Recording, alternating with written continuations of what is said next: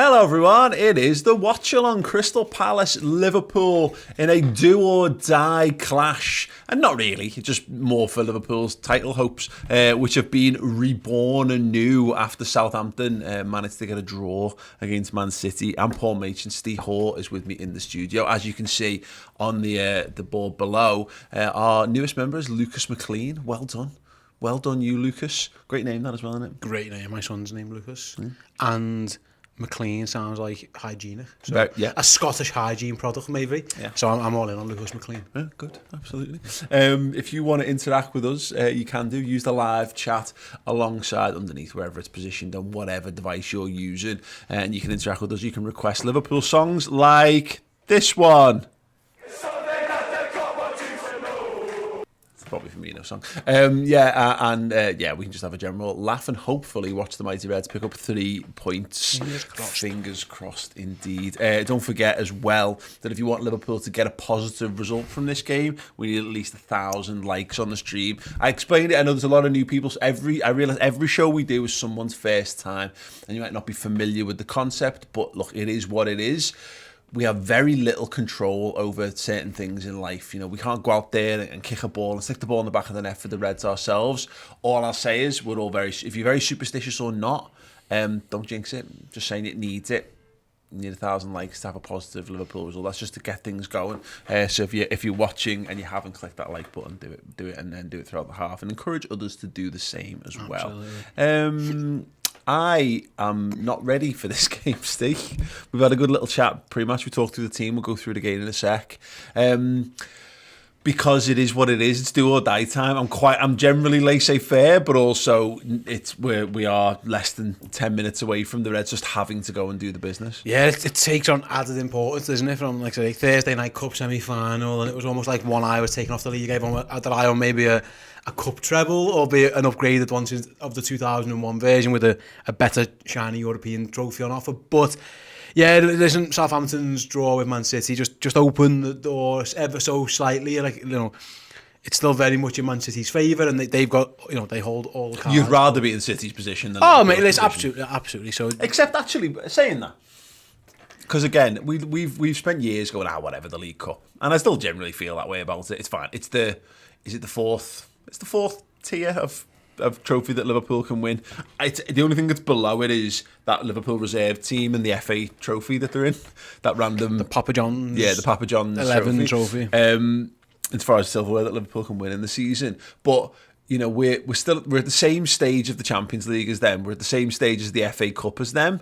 Yeah. And we're in the League Cup final. So I think we are probably doing okay. I would just like the gap to be a little tighter. Answer me the question in the comments. Would you rather be in Liverpool's position as the season's gone now and everything that's gone on with it? So, like, all the players that we've had out with COVID, who we now know won't be going down with COVID for 90 days after the fact, you know, because they can't be tested for 90 days after it, because that's the rules at the moment. And where we're at, and the chase that's ahead of us, or would you rather just be in Manchester City? Yeah, it's the hunt or hunted, isn't it? Listen, again, it's both, but there's pros and cons. The fact is, like, it's still in Manchester City's hands. We should put pressure on them. That's all we can do. Like I say, Manchester City are more than capable of just doing what they just done and going and winning another 12 football games on the run, and then it's all a moot point. But what you want to do is just take it as long into the season as you can, and just make sure they have to keep winning.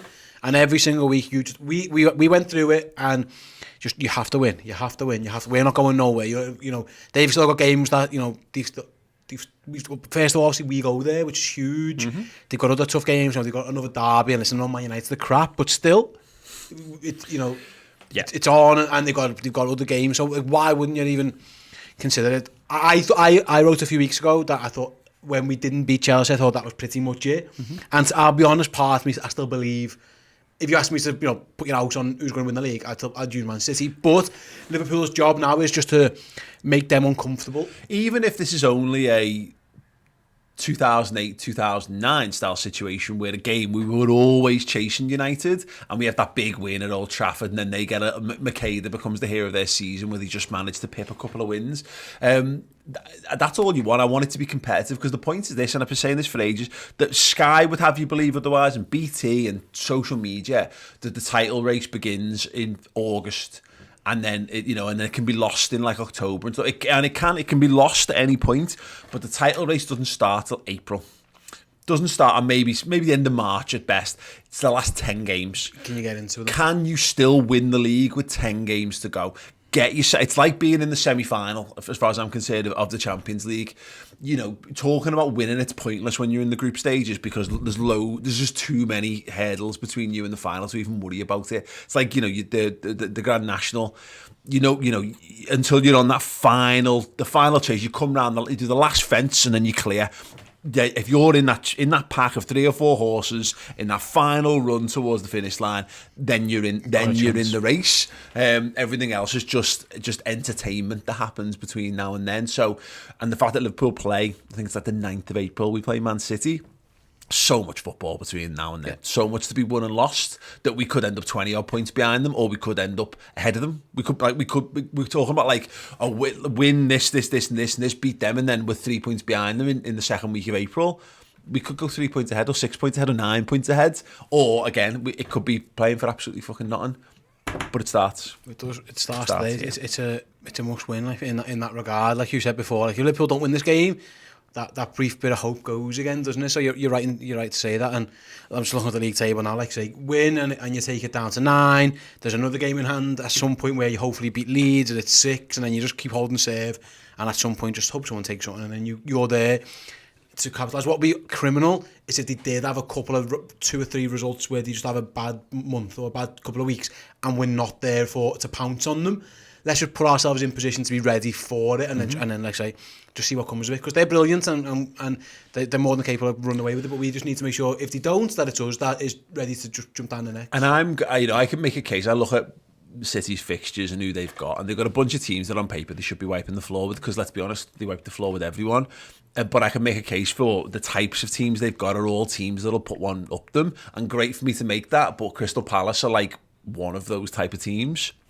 And they're exactly the kind of team that can cause us problems. This is not Roy Hodgson's Palace, who, we had some stern tests against, but also largely we've gotten the better of Palace in the last 5 or 6 years. 9 games, really beat them in the last 9. So got a super chat here from LFC Avenue, says Paul Yori Teller Machin. I think he's meant to say Yori Geller.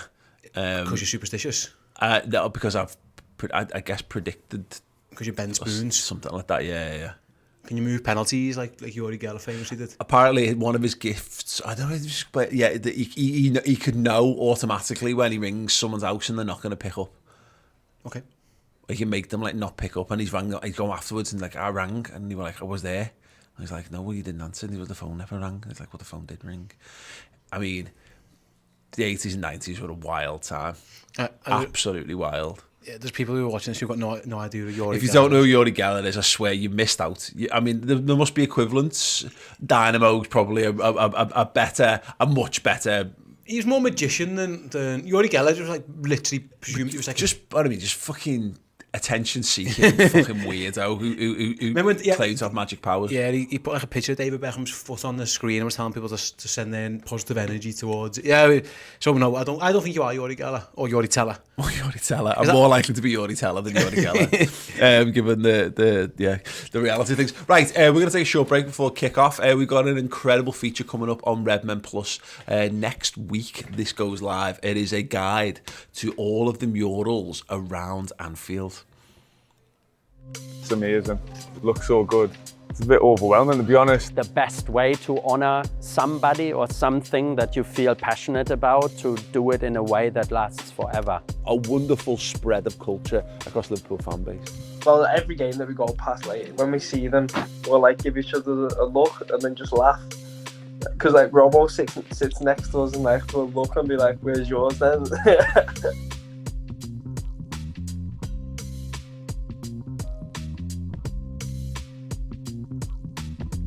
Yep, streaming from the 27th, I believe, on Redmen Plus. If you want to know a little bit more and get closer to all the murals around Anfield, and even if you just want to plan ahead for a day trip or whatever in years to come, then yeah, check out that murals guide over on Redmen Plus. Questions. Agent Cheese says Chris left Redmen and has answered correctly, actually wildly. I don't know how Retro and Lim's got this right, but he's got it. He's left to become a stripper. Yeah. I can't listen. Chris said to me, Paul, I've got a dream. and he said, I'm 40. I'm 40 this year, he said. 41 next year. I need to go and live the life I want to live. And that life he wants to live is the life of a male stripper. Yep. So we've allowed him to go to run free and live that dream. He deserves it. Which is about the exact opposite of the reality. He's literally stuck in his house because all his family have got COVID. That's the truth. Yeah, they're all fine, by the way. Everyone's allowed. I'm laughing because I know they're all fine. But yeah.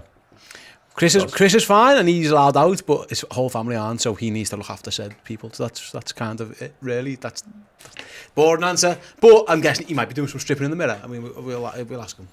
Yeah, I bet it. We've all done it, right? Yeah. Helicopter. I've been wildly optimistic with the oh my days. Well, just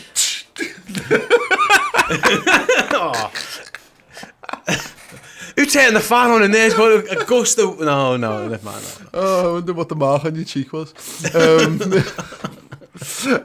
Right, so we are about 30 seconds away from kick-off. As I say, if you want to request Liverpool songs, we're going to update the playlist. And we are obviously missing the Jota song. It will definitely be here for the next game.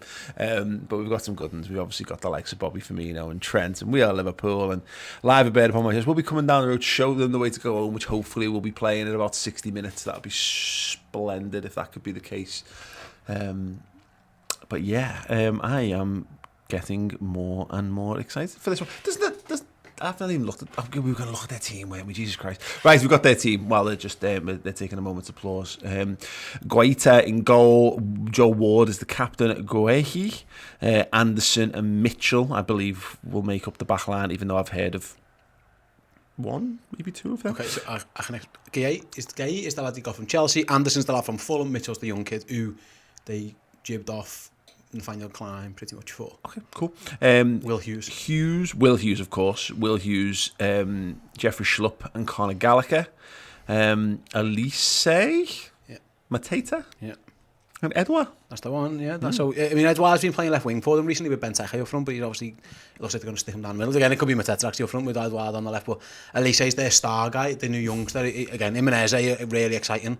Well, they've got, and that's the interesting thing about this in terms of quality of depth on the bench. They've got Ayew, Eze, Benteke, Klein, and of course Kelly's there, and Milivojevic is their penalty taker extraordinaire as well.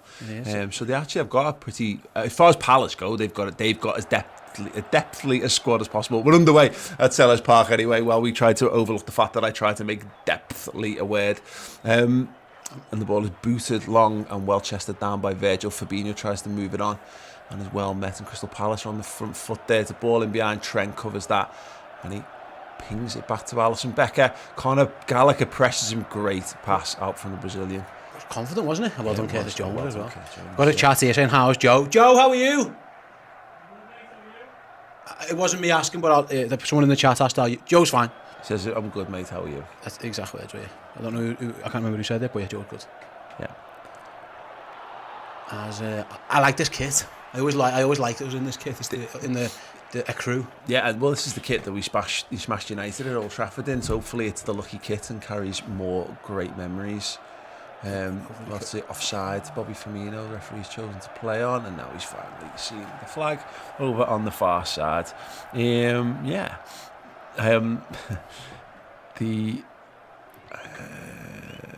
lot of people slating the Peacock service, streaming service. There you go. Can't really say that I have any experience of it. Unfortunately, we are on Sky, so it's helpful for us. Where sound like Headers in the midfield, Will Hughes there. Sliced up and away by Matip. It's a bit of head tennis going on at the moment. Crystal Palace trying to bring it down with Edouard. He's managed to get it to Mateta. He's fed it down that left-hand side once again, isn't it? And it's going to run out for a Liverpool throw right by the corner flag on Trent's side. Edouard unable to keep that one in. It does look like it might be Edouard on the left. It's weird because they stuck him out there. I don't know if anyone watched it on Redmen Plus. Chris talked to Jim Daly from the FYP podcast, and he said, like, they had Ben Tycho in front and they just needed someone to go left wing, so they stuck Eduardo out there and he did well. So he's almost just found a new home there now, like almost by accident kind of thing. It's interesting how that happens sometimes, isn't it? And whether it's just no foul. Zaha, so that's what they've... That's a free. Conor Gallagher's just had a little nibble there, hasn't he? Early doors. Yeah, one little word there from the referee. I hate that ref. Which one's he?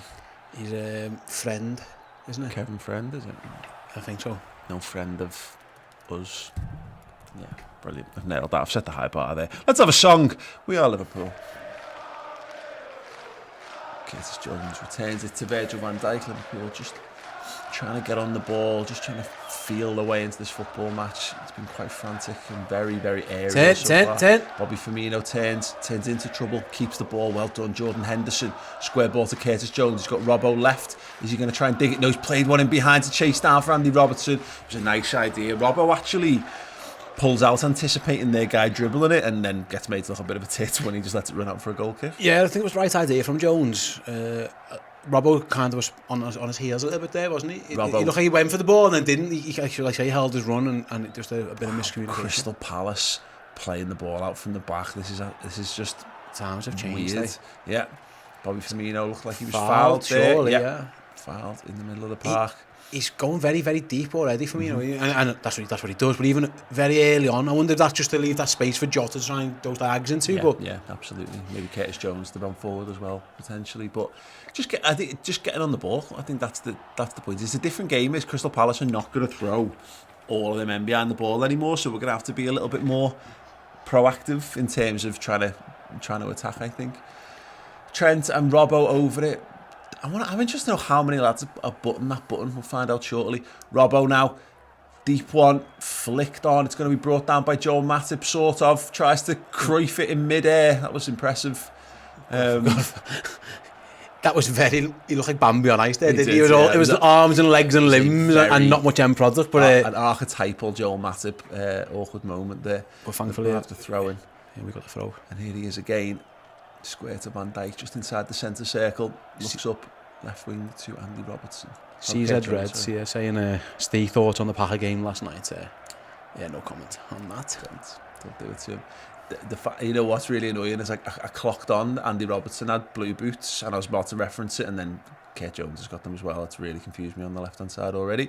Good ball. Here comes Jordan Henderson, nice little flick into play. Yes, go. Ball now over to that right hand side. Trent Alexander-Arnold has got it. He whips it to the back post. It's over everyone. Jones brings it down inside the box. Nice skill.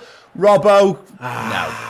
No. He just swung a boot at it, curled it over the crossbar. It was a cross shot and a half. He got caught in 2 minds. The move itself was amazing. So much one-touch football. Jones does really well. Kills it dead. Back to Robertson. I think that's a cross. Yeah. And he just absolutely misses it. But it was a great move by Liverpool. One-touch football. Andy Robertson ends up in a centre midfield position. Obviously, ends up with Trent, whose ball's probably half a yard too high over Jota's head. Yeah, he's going for Jota there, isn't he? But Jones does well to kind of scoop it up. And here is Curtis Jones again. Needs to get it on the floor. Oh, referee, it's a foul, surely. Physical game from Crystal Palace so far. Once again, conceding the free kick. Just left of central, midway inside the Crystal Palace half. We've got 1.4 thousand of you, 1.4k watching, so hit those likes, as Danny says in the chat. Cheers, Danny, for the modding today. Jordan Henderson switches the angle of attack over to that left-hand side. Good control, Kurt Jones, and he wins a corner for the Reds. Okay, it's Andy Robertson who's going to go over and take it near side of the pitch. Near side of your picture. Kevin Friend talking about something there. It's good camera work. No idea what. Kurt Jones makes his way into the box. Henderson's in there. Jota, Firmino, all around the penalty spot. Robbo takes it. It's a deep one. It's going to drop to Alex Oxlade-Chamberlain. There's a lot of blue boots in this side, isn't there? I'm not sure I'm totally keen on that, if I'm honest. Oh, is it Jota's in! Oh. Good defending for the moment. It's headed toward the edge. Joel Matip squares it to Jordan Henderson. Low strike deflected save. Bobbles away and hacked clear by the Crystal Palace defence. Big moment. Oh, unlucky, yeah. So Jota was in. Really good defending. Like, scrambled defending to get back. He was definitely onside. I think it's Gay who gets back, head out, falls to Matip, lays Henderson off. Does take a bit of deflection, Gator saves. Virgil takes a little swipe at it, doesn't he, to try and deflect it. It wasn't the most convincing goalkeeper. He went right back into the danger area, but like I said, there was no Liverpool players there. But he's got that in him sometimes. He's a really good goalie is Gator, but he's got it in him to good run from come back to that. Bobby Firmino gets him behind, buys another corner for Liverpool. Feels like it's building for the Reds. Stones, slasher cruise thus far.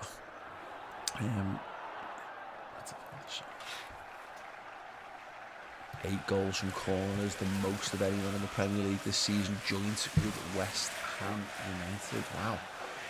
There we go. 8, let's make that 9, lads? Robbo's corner, in it comes to the centre.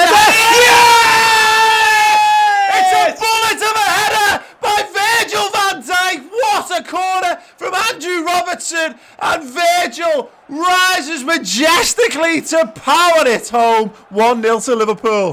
What a header that is! That is unbelievable.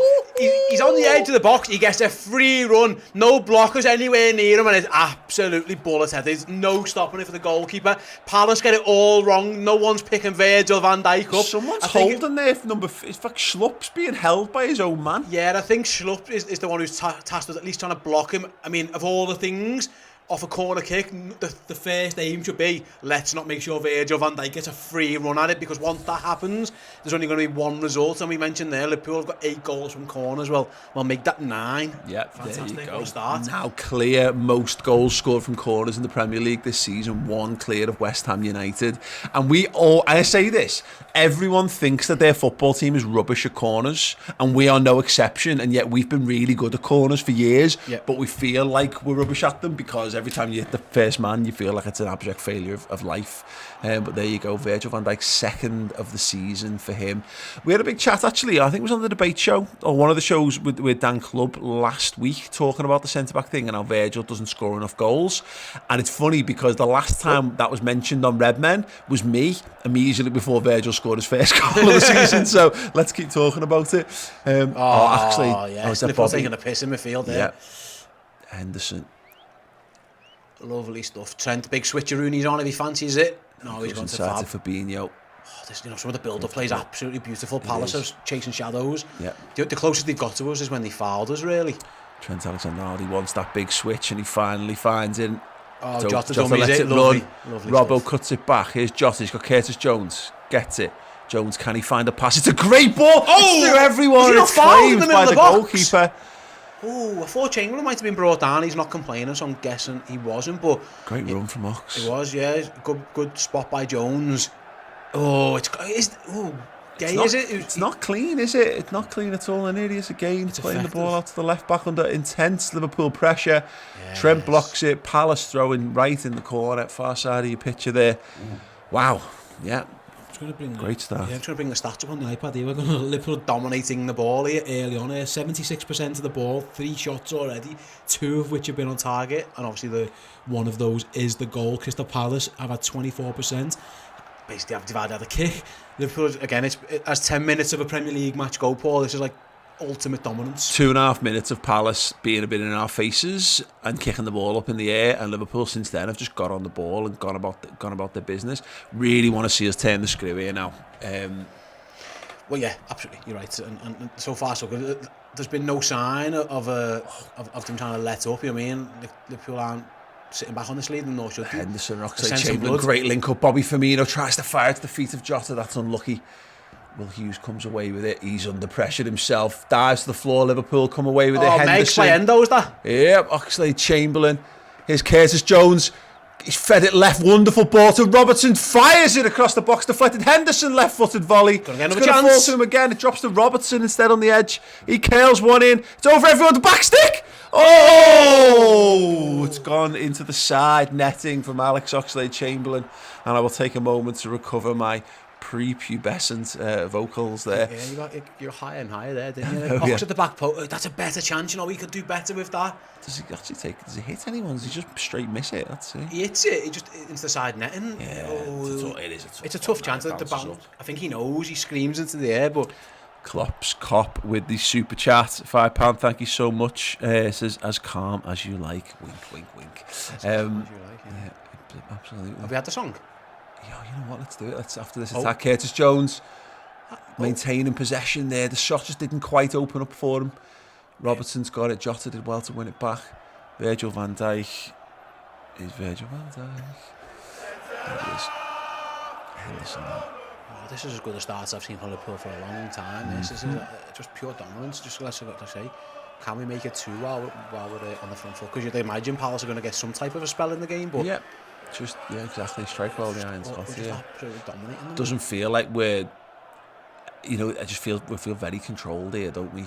Let Palace chase us round for a bit, see if we can get them to exhaust themselves. Matip and Van Dijk just knocking it around the back, no rush for Liverpool. Van Dijk floats one out to Robertson. He's just so good. Curtis Go Jones, on. Great run from Jota. Trent's Jones sticks one to the back post. Oxlade-Chamberlain, he's got Trent on the edge. Trent takes it off him. Good First time ball to ball. Henderson. Henderson back to Ox. This is so He's going to good. cross it. No, he's going to drive inside himself. Left foot Kerler. Too much, too high, and too wide from Alex Oxlade-Chamberlain. But good build of play. Here's the goal again. Yeah, we're going back to the replay. So Virgil van Dijk gets a free run. It's ridiculous, that, isn't it? The Palace players are marking each other almost. They're getting each other's way. I think it's... Yeah, so Schlupp looks like he's trying to block the wrong fella. I think they just completely make a hash of that. I mean, and if you get that fella a free run at the ball, all the best with that one. Throw into Crystal Palace, well charged down by Kurt Jones in their right back position. That's like, I mean, it's funny because we did an interview with Jamie Carragher talking about his debut goal this week, which is coming up on Redmen Plus, and his goal is a header from a Bjornaby corner, and it was a really simple goal, simple move, completely unmarked. Virgil's is even easier. That's just criminal defending from Palace. See that Andy Robertson's 46 assists now, second most by a defender in Premier League history. Only Leighton Baines is ahead of him. And bear in mind that done really well. And Leighton Baines had a long goal career at Everton. Yeah, Robertson's will overtake him at some point. Trent was only a few behind him as well, by the way. But yeah, amazing from Robertson. It was a great corner. Like I say, I was critical of our corners against Arsenal the last few games. Brentford they were good. And Jordan Henderson's very to do. Alex Oxlade-Chamberlain. Oh, he just couldn't quite get on the end of it. It was quick. Oh, incisive, snappy attack from Liverpool. And Palace can't live with them at the moment. They've managed to just about get their way out of trouble. There you go. And they're looking for that direct ball. They've managed to feed it wide to the right-hand side. Good run. Oh, they've got a man in behind. No, Virgil van Dijk shuts the door as he's wont to do. And Robertson gets it down the line. Jota nods it down to Fabinho. Kurt Jones. Oh, this is just comfortable. I think that pass by Henderson to Ox... It's not the most difficult pass. I think he could do better. Just overhits it. At least a yard. Otherwise, Oxlade-Chamberlain was right through one goal. Yeah. Oh, ball just given away there from Liverpool. A little sloppy from Trent Alexander-Arnold there, trying to play it to Fabinho. It was a really tough pass, squared inside. Palace have got it over the far side in the middle of the pitch. Got a super chat here from Jamie Loudon. Says, what a brilliant start, Redmen. What a 12-point gap anyway, 4.49 super chat. Absolutely, Jamie. Liverpool's aim. Let's make it 9. Win that game in hand. Let's make it 6 and just see how it all goes as Palace play a long ball forward. I've been thinking all day I'd take literally any shape of win for Liverpool here today. I don't care. Just get it on the board. But if we can just, as I say, I think a nice demoralising, have this wrapped up in short thrift and get to and decide how you want to use your substitutes would be probably at this point the ideal way. Another goal in the first half would be perfect. Trig Josh, £5 super chat. Hi Paul and Steve and everyone in the chat. I'm sorry I'm late to the party. I've been shopping at Sainsbury's. Hello, hope you got something nice, Trig Josh. He said, what's happening? Liverpool are dominating Crystal Palace. What's happening, Josh? And Virgil van Dijk goal from a corner kick. But yeah, Liverpool have been all over them. But as I say, that come Palace on the attack. But Joel Matip shuts the door. Yeah, well cut out from Joel Matip there. Were you doing your weekly shop, Josh? Buy anything interesting? Sainsbury's as well, pricey. Man, he's got one's got dough. Yeah, absolutely. Good on you. I like Alisson. I think he's a good player. I think he's a good young player. He's the one who's going to be up against Robertson today. But he's been the only one really of Palace who's looked to get on the ball. They do try and go long now. They've clipped it over the top. That's very much their game plans, to try and spring the fast lads. And once again, Joel Matip is the right man in the right place at the right time. He didn't even just clear that. He controlled it to clear it. Excellent defending by Matip. But yeah, he did pass it out for their throw-in though. Well, I think he was just clearing his lines. But yeah, his touch was amazing. That's the Palace game plan. They are going to look for runners in behind if they can. It's obvious. They're quite comfortable on the ball, aren't they? But again, and they've got pace. Yeah. Yeah, I've got pace. That's one thing they do have. You can see why they're a team. I mean, again, it's not like they've won tons of games this season, but you can see why it's a much more pleasant experience. So we said under earlier, isn't Vieira. he? Like, they're a good attacking team, but they are prone to just drop a ball. I mean, that corner's unforgivable, really, isn't it? To do But that. it happens. I think you find that because I think defensive football comes with defending corners as part of defensive football. So it's like it gets factored into you to how you do your shit. Whereas actually to coach proper footy takes so much more time that you don't add set pieces is like season 2 or 3 of the same manager when you're doing the same things. We didn't become good at set pieces until like 2018, maybe even 2017-18 when Trent comes into the team. You're right, yeah. I think it was just like I say, a bit of naivety from like, they've got a lot of attacking players on the pitch. Sure, picking up Van Dijk in the first place might not be the wisest move, but I don't think he's picking up. I think his job is literally just to try and get in his way a little bit. Yeah. You just can't give Virgil van Dijk that. I'm sure if there's a Crystal Palace defender doing radio commentary somewhere, he's talking about man marking versus zonal marking without a shadow of a doubt. Don't really like zonal marking. Never did it myself, so I don't really understand what it is. But man marking will be the Neil answer. Shipley, he's like just having a chat. Like Dougie Freeman, I think he actually works there, so maybe not him. But yeah, I think you're right. It's one of those. Like, I don't think you can man mark Virgil van Dijk though. Like all the best, you've got to just try and again. Yeah, you've got to interrupt, haven't you? You've got to get in the way.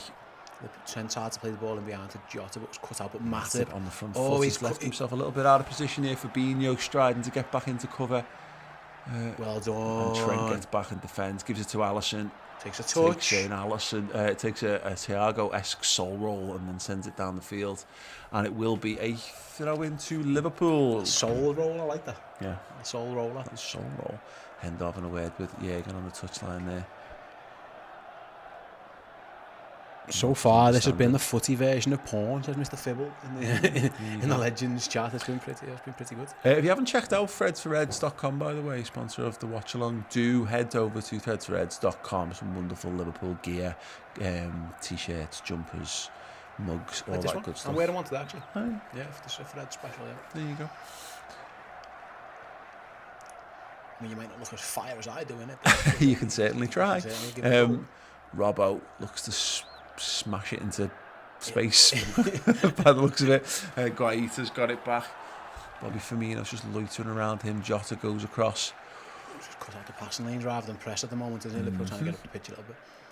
Be interesting, like I say, this is where Palace are more comfortable these days. That's a massive difference between Palace there. I mean, it doesn't come to anything, but a central defender striding forward 15 yards of the ball just to try and make himself an opportunity, and then actually trying to play a ball into the channel as opposed to going long straight down the middle for a target man or whatever. Didn't work for them, but you can see that popping it on Banter heads. Yeah, definitely. Or was it like Sorloth or whatever? Was that other giant that they had? Was that the BFG? Lovely. Didn't he do that? Robertson had it. He went backwards. Robbo passing around. Jones picks it up. Bobby Firmino drops it once again into he's the midfield. He's in. Henderson clips one out to the right wing. Volleyed cross by Trent Alexander-Arnold. Blocked away.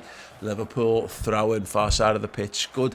It was one of those. A fraction earlier on the pass. That was about a bit better, so he has to go higher because the door just gets closed a little bit. I was about to say Henderson's pass was probably about a second too late. Because Trent had no choice but to volley. He'd narrowed the angle too much to bring it down. Okay, Trent's now got it on that right-hand side. Ball into Henderson, miscontrolled by the skipper. Kurt Jones goes to press Gallagher. Palace have done well to get themselves out of trouble here. Very well indeed. Virgil van Dijk just 10 shots. Well done. Jota's tried to turn. Virgil is up the field. What is he doing? He's going to regret that. He's going for a 1-2 with Jota on the left wing, wasn't he? He's miles out of position now. Oh no. They've got it on that right hand side. Square ball across the box. Oh, what a save from Alisson Becker. What? Absolutely incredible from the goalkeeper. Giant bear paw. Comes up, uppercuts the ball clear. Offside anyway. All for naught. Offside, yeah. Two of them are off. So yeah, it's I think it's Joe Ward who's offside, and the guy he passed it to him was Hetter, I think it is. It's still an amazing save by Ali. Anyway. But yeah, it was offside anyway. It was an amazing push over the bar, but yeah, it was two of them were offside in the end. Ali was not to know that. Ronaldinho Goat with the super chat, $2 Canadian. Thank you. Says, anyone else feel our games are more boring without Salah? No. This hasn't been anything but. I think it's been fantastic, to be honest. Oh, and here we go again. Oh, trying to play the Got ball it as and well. it's bobbled through. Kurt Jones picks it up. I don't think that was a bobble, mate. I think that was a flick by Oh, Bobby. really? The back heel, yeah. Robbo, good run. Jota. Oh, Jota, sorry, on that left-hand side. Fires it across and into the bread basket Such of a good Guaita. ball. Just go back to the question from Ronaldinho goes. No, I don't. I mean, the Arsenal game was terrible, wasn't it? That was a really, really well done, Joe. The Arsenal game was was a really, really dull game of football because we didn't score and we really struggled to break them down. But like Brentford, Arsenal in the week, and so far this game, I don't see that we'd be loads. I don't see how much better we could be here for having Salah on the pitch. No, listen, he's the main man. He's the best player in the world. You'd love to have him, but I think boring is the wrong word. I think Liverpool have been absolutely brilliant so far. It's been 22 minutes of pretty much dominance. Palace have that one sniff of a chance where he's offside anyway, but yeah, I think we've been really good. And inevitably, I suppose it's only in so much as Salah scores like every game. So, oh, listen, it's always a joy to watch the best player in the world playing for Liverpool like that. That'll never get boring, but yeah, I think the Arsenal game was dull, but I don't think any others have been really. Oh, what a ball by Virgil. Switch from Virgil, Jordan Henderson. Good. We take that for granted how good that is. Yeah. It's just on the money every single time. Completely changes the attack as well. Oof, right. Robertson going inside. Robertson into midfield. He's gone centre mid. Matip and Palace do look like they've just decided to just settle in for a few minutes here, try and keep the door shut. Oxlade-Chamberlain digs the cross out. Ooh, back pedal from Guaita, claims it under his crossbar, and he will put that down at the feet of the centre half. That'll be close, yeah. It was a bit too close for Oxlade-Chamberlain, wasn't it? Yeah, Oh, thought Henderson was going to volley that fella's head off then. So, when he goes down, Henderson goes up. I think Jordan just about spotted that second. Go back to Alisson, who looks like back the goalie. Okay, Drake Josh has decided that he's given us the answer to the question earlier in Super Chat form. I'm at Sainsbury's most days. It's easiest for me to get to and navigate. Regarding what I emailed Ross and he showed you, so the staff know me and I'm comfortable there. Just needed some milk. Oh, fair play. Good. It's like nice to go where everybody knows your name. They made an entire series around that notion. It's called Cheers. It was good. Watch it. Robbo crossed in, flat. It's cleared away from now. Curtis Jones pounces on it. Robertson again wide of him, takes it off him. Plays it into the channel. Bobby Firmino cuts it back. Diogo Jota drops to Fabinho over the bar. Yeah, so much more time. Shy-footed it, didn't he? Where he maybe should have just gone. I don't even mind the side. The thing is, sorry, you side-foot it for accuracy.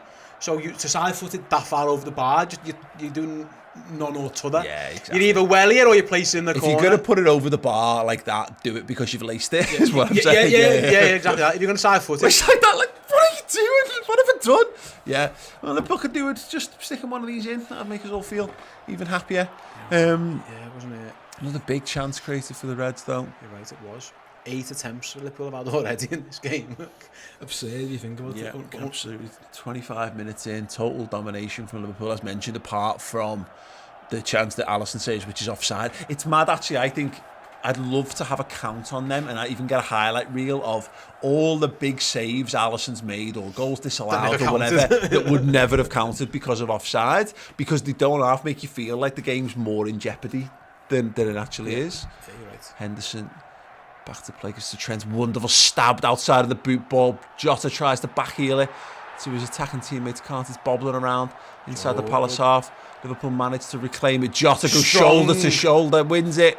Yes, Jota. Well played, gives it back to Oxlade-Chamberlain. Nice bit of strength there, wasn't he? Yeah. He shoulder. Get out my way, it's my Great ball. commitment here from Liverpool. Henderson. Robertson's telling Chamberlain to get wide, spread the play. Obviously, Jota's end up on the right, so Oxlade needs to swap sides, which he has now. Now Henderson's in the right back position for Fabinho's inside. He goes across to Virgil van Dijk. Van Dijk got Robertson left of him. He's got a massive body. He's nothing really presenting itself. Liverpool happy just to knock it from side to side. Wait for something to open up. Fabinho. Henderson was saying, Van Dijk was telling him, get on your bike. Forced it right to Robertson. Oh, lovely ball inside there. Bobby Firmino. Is it Bobby? No, it's Chamberlain. Oh, it's Chamberlain come all the way over there. Honestly, it's the blue boots. Everyone's wearing blue boots and it's really confusing me. It is Bobby Firmino now. And it is a corner to Liverpool. I say, we end up with Jota over on the right there and Chamberlain was meant to go on the left, and I don't think he noticed for a second because the ball was there. Robertson was looking for a man and he wasn't there. In the end, he found him, but Palace got numbers back. But yeah, Let's see if they can defend this corner. The camera focuses on Virgil van Dijk.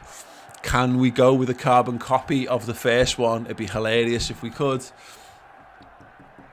Let's have a little look and say, let's just do the exact same again. Robertson corner. Near post this time flat. It's met by Jota and it's another corner. See, I'm not sure about that. Time. Like, just hit Van Dijk on the head again. Like, make them defend it. Yeah, well the ball's I know what they're doing. They're going for he's going. That's a designed move because Jota's making the run early. Mane's very good at that for us. Gets the near post and flick it on, and it just that deflection just creates a little bit of chaos. For me, I'm saying you couldn't defend Van Dijk last time. Let's prove you can do it again. You can do it now. I think if Henderson makes that run near post, he goes to flick it on. It's bounced awkwardly. Oh, Van Dijk just couldn't win it inside the box. Trent Alexander-Arnold. What a pass! Great ball. It's cut out by Fabinho, and actually Bobby Firmino was actually in behind there. Firmino's got it now on the right wing. This time crossed in, headed away once again. Palace living dangerously. Bobby wins it back. Kurt Jones. Oh, unlucky. In Liverpool, I've got a little bit of defending to do on the front foot. Oh, well done. And have done. Good defender from Ox. That pass by Trent was absolutely out of this world. Yeah. It was ridiculous. Yeah. Good touch by Fab as well because it wasn't meant for him. Yeah. Bobby was a bit gutted that he never went through, but yeah, amazing. And Liverpool just going back to type now, keeping the ball, knocking it around. Here's Matip. Big ball over the top. Great ball to Andy Robertson. Takes it in stride. Fires it across. It's going to drop. Can Liverpool craft anything, something? We're inside the... Oh, wonderful little drop of the shoulder. Deflected corner. Bobby sent him for the echo, didn't he? Yeah, he really did. Bobby Firmino dancing on that far side of the penalty area. He's asking Hendo. I don't know why he's shouting about Hendo. Saying, can anyone could have freed themselves up? I thought Bobby's sorry. Another corner. It's Liverpool far side this time. You imagine Trent will take this one. Can they replicate the Van Dijk goal, but from the other side? Bobby's in there, Matip, Fabinho, Van Dijk, Henderson and Jota. It's a taller team than we often have, isn't it? We've got a lot of big lads in there. At the back stick, yeah, he's another 6-footer. Trent, it's a good corner, it's flicked away for now. Curtis Jones needs to react. Will Hughes just gets there and gets the toe away. Lovely, well met, Andy Robertson. Yeah. Oh, referee, that's a foul. Nearly goes in the top corner. The keeper plucks it out. Out of nowhere. That's a shot. I'll keep an eye on the stats. Yeah, it's just the closest he's had to a goal in God knows how he was on target. Robbo was never backing out of that one, was he? Nope. And he had to get there, by the way, because Will Hughes was danced far too easy. Was it Jones he went past? Okay, just took a fraction too long to react. Keeper's under pressure. Kicks it straight for a throw-in. Kicks it out for a throw-in far side to Liverpool. I think it was Jordan Henderson sprinting over to get it. Liverpool looking to keep the pressure on here. Yeah, that was Jones who pressured the goalie and he had no choice but to give a throw-in away. Yeah, good to see. Liverpool. Possession 1 in the final third, 2 from Palace, 7 from Liverpool so far. The press is working. Yep, in a big way for the Mighty Reds so far. It's Joel Matip. Cool under pressure, Trent outside of him. Goes all the way across to Virgil van Dijk. Jota, you can go. We don't need Jota here. Like, no, but you can. I get it, but like, I'd rather him not. But if we're mixing things up, and it's a great run. Central now, nodded down.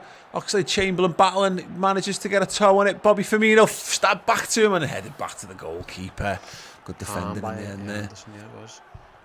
Kevin Friendly were asking for a foul. He said, no, I don't think it was a foul. Again, that's another one to add to those possession 1 in the final thirds. Yep.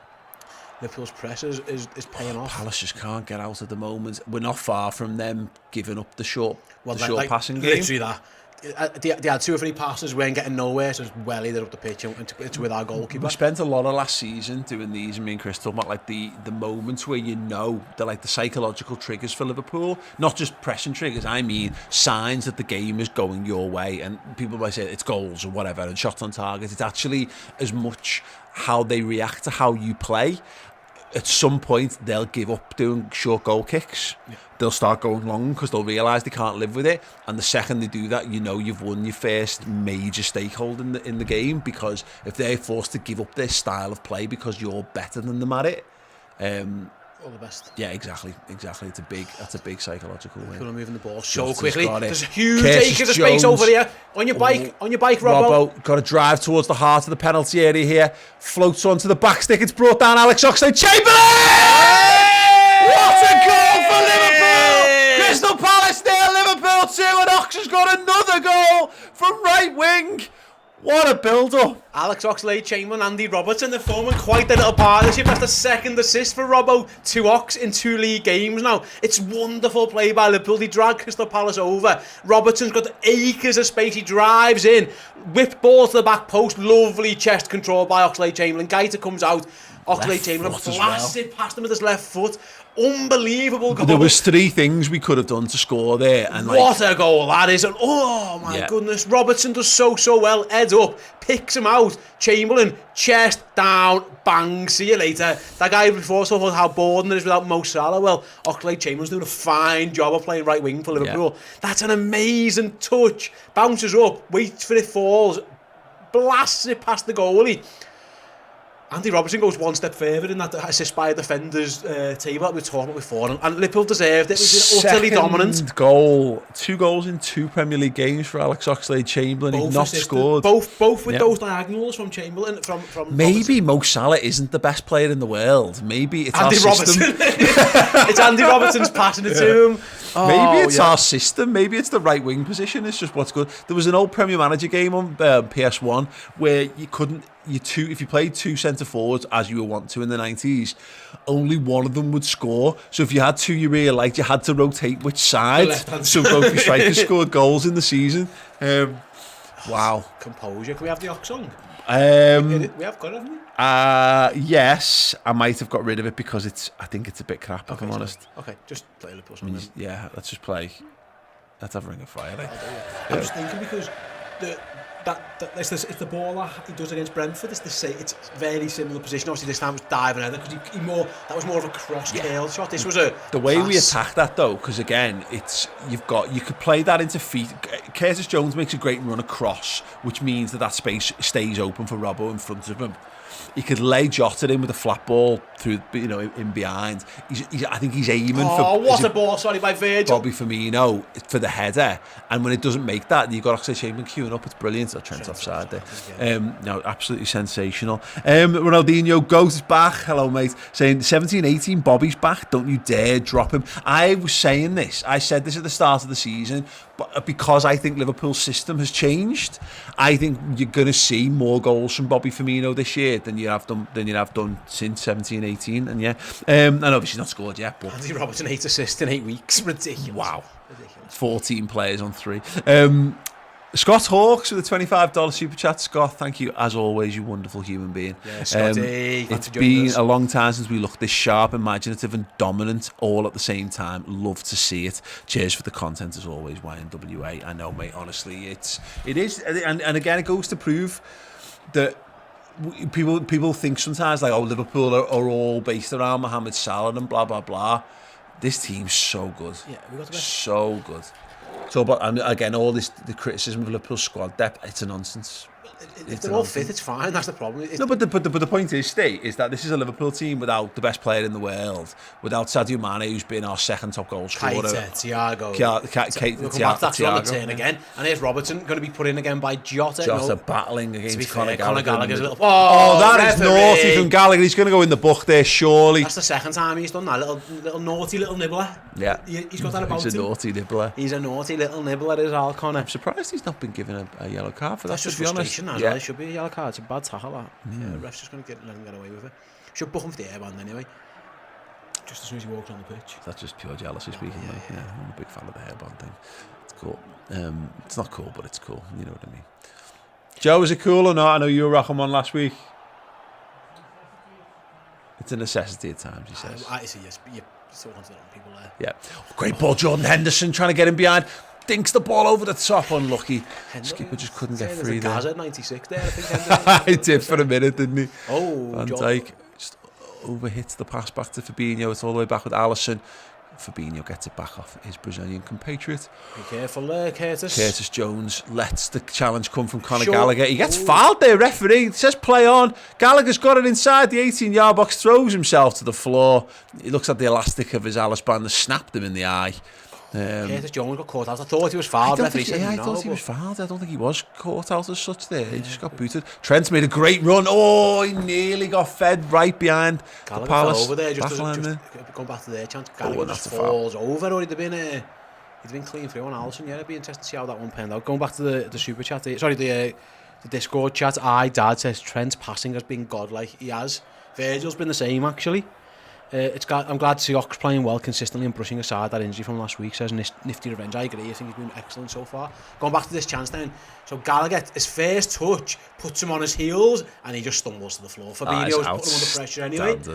But he just literally fell over. His body shape was all wrong. It was like he turned into like an 80-year-old man there the second the ball made contact with his legs. Be careful, yeah. Well, Judge Virgil, slightly under hit, offside once again. Going back to Chamberlain. Our ability to play offside is astonishing, by the way. Yeah, we do catch a lot, don't we? I want to go back to Chamberlain's strike, which we're just seeing here.